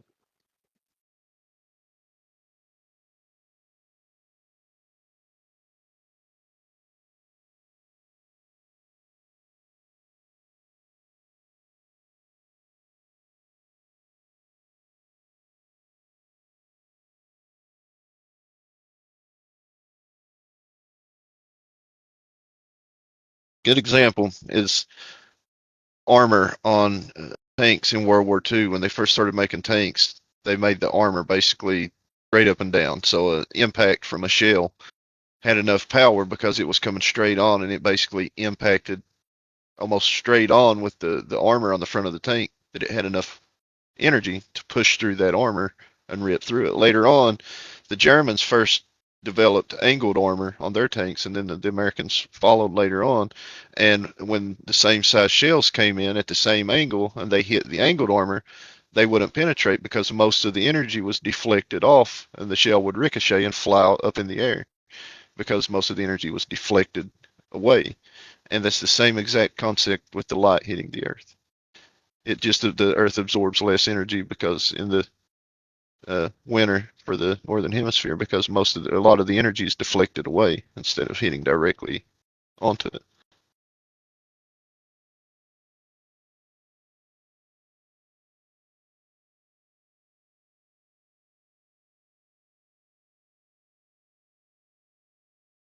And it lays out perfectly with what we see in the sky. When you go outside in the wintertime, the sun only climbs a certain height above the horizon in the winter. It's much lower on the horizon, which means the light is hitting at much more of a glancing blow. In the summertime, it's almost directly overhead, which means it's coming straight down on you, hitting almost straight on at you. So it actually, that concept even matches what we observed.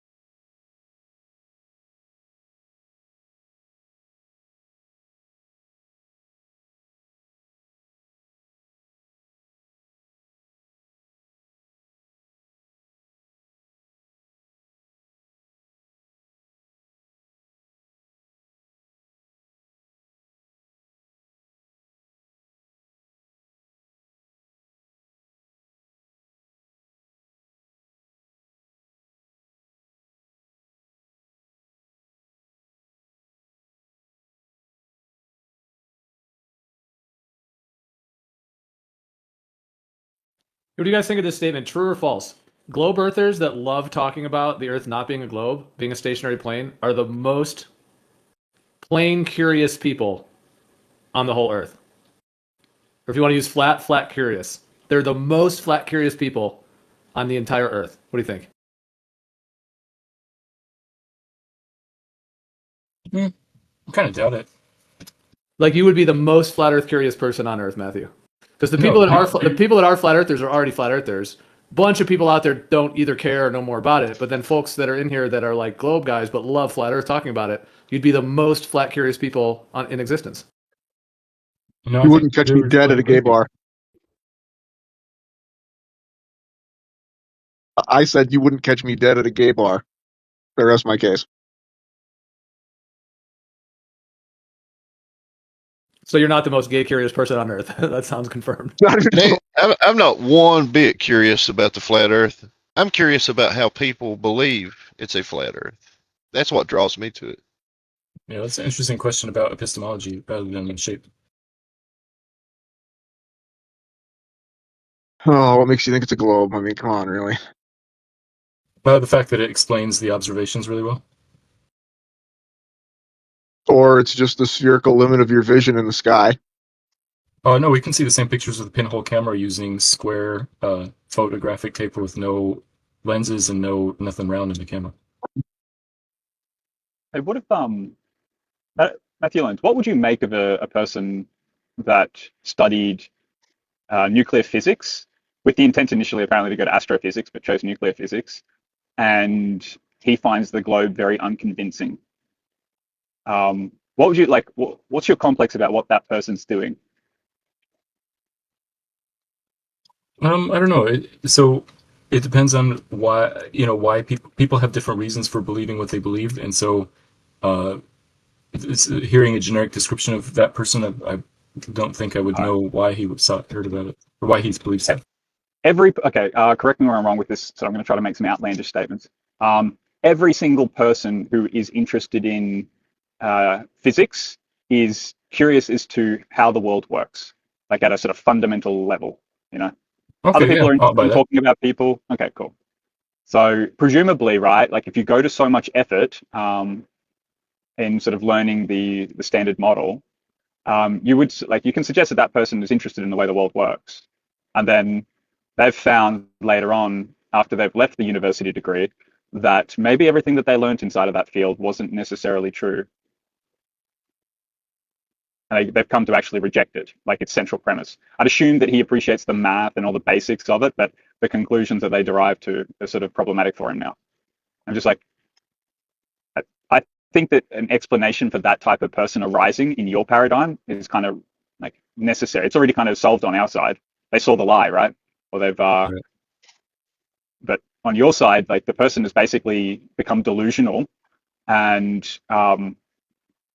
they've gone into self-sabotage mode or something. But if you just listen to the person speak, you can probably tell that that's they're pretty how would you call it, stable, they're communicable, they're coherent in their communication. I just can't see why you guys would what explanation would the globe have for a person or an individual going through that process? Yeah, because that type of thing is so rare. It would have to be a really rare cause also. I mean, maybe so you'd have to ask them, why did you make this change? Why did you start believing this? When hundreds and hundreds of other physicists don't. So it's going to depend on that person, I guess. I'll put it to you that the gentleman kind of does explain that it's he was disenfranchised by it, such that he went for gainful employment with his nuclear physics degree of 10 years of learning, and he ended up having to work as I think some sort of tech advisor or something, or I don't know, some other thing, but really didn't use his occupational skills. And what I think then comes to bear the question out is as an individual who's gone through that experience, learning what they thought would be useful in the world, and then basically the world or the society cannot find them. If you can't hold that person in that industry, the spell starts to break. As far as the fruitfulness of your endeavor and what you set out to do, you should expect to be rewarded for it. And the trick is though that if you are rewarded for it, that's when the indoctrination fully sinks in, and like you can't sort of escape it because you're in the model now. You're inside of that industry. It rewards you for your just endeavor. But for the people that slip outside of it, like I kind of got a bit of a social hypothesis here is if they keep producing all of these astrophysicists and nuclear physicists and they can't find gainful employment, you're going to find a whole lot more individuals that are willing to challenge the status quo. They need to make sure they limit the number of people being produced in those fields, and that when they come out, they've got gainful employment, or else that whole belief in what they've learned will just fracture apart.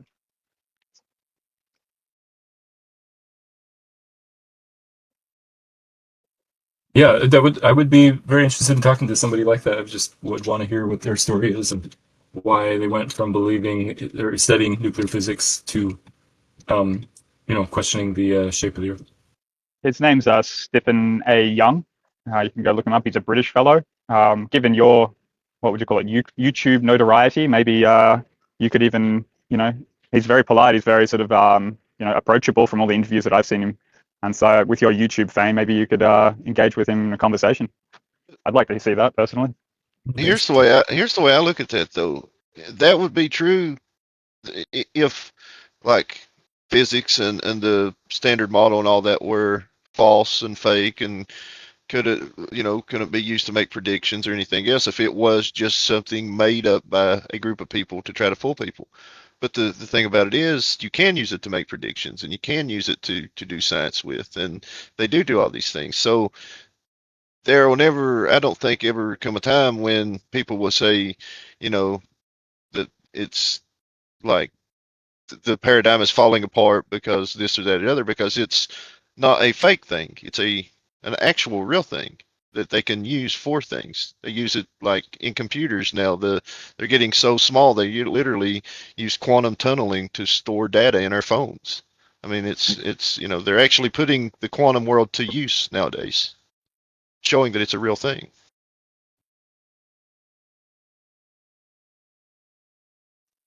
So an electron is a useful sort of categorization in order to calculate, you can use it to do some quantum stuff, make some mathematical calculations about the amount of power and charge or the electron flow, but doesn't actually mean the electron exists. And it's gone so far as actually, I mean, I don't know what they initially thought of electrons. It's a bit murky as far as how that story has come about, but now they talk about them as clouds, right? Like the electron cloud. It's not probability clouds. Yes. It's not a discrete little circular spherical thing that's spinning around, right? So it's just like where the difference between sort of making predictions and reality are not necessarily exact. No, there's something there that you're not considering. They do consider them as point particles, little things.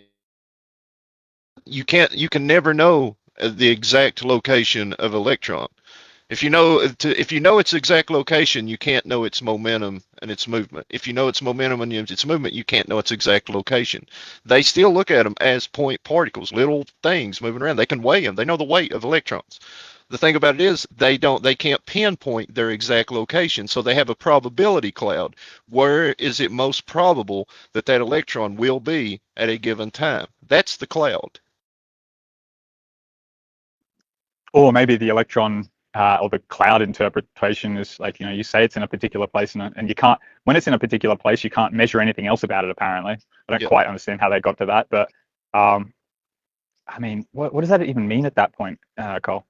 It means exactly what I said, that they can't, they're due to the quantum world, they can't, in order to know its movement and its speed, you can't know its location. If you know its location, you can't measure its movement and its speed.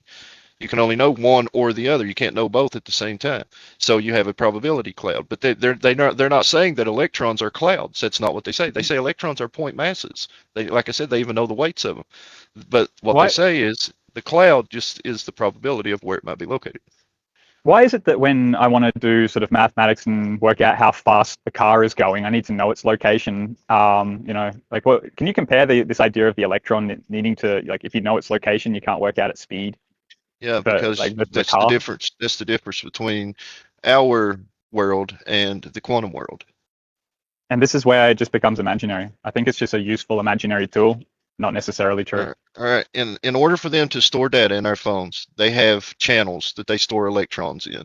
All right. These channels are separated by impenetrable barriers that the electrons cannot move through. But by applying a voltage on one side of the channel, they can drag the probability cloud far enough over that the electron will then find itself on the other side of that impenetrable barrier and be locked there for years.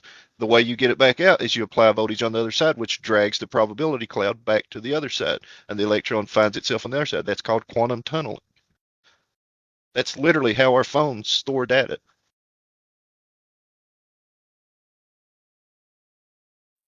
I know nothing on the subject really all that much, so I thought it was all ones and zeros or something.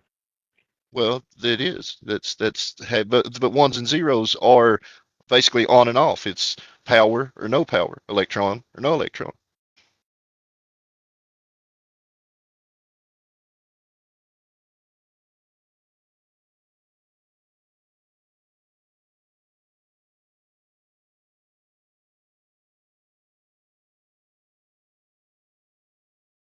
I'll post a neat little video. It's a computer generated video, obviously. Can't look at it through a microscope. But it's a neat video showing it if anybody wants to look at it.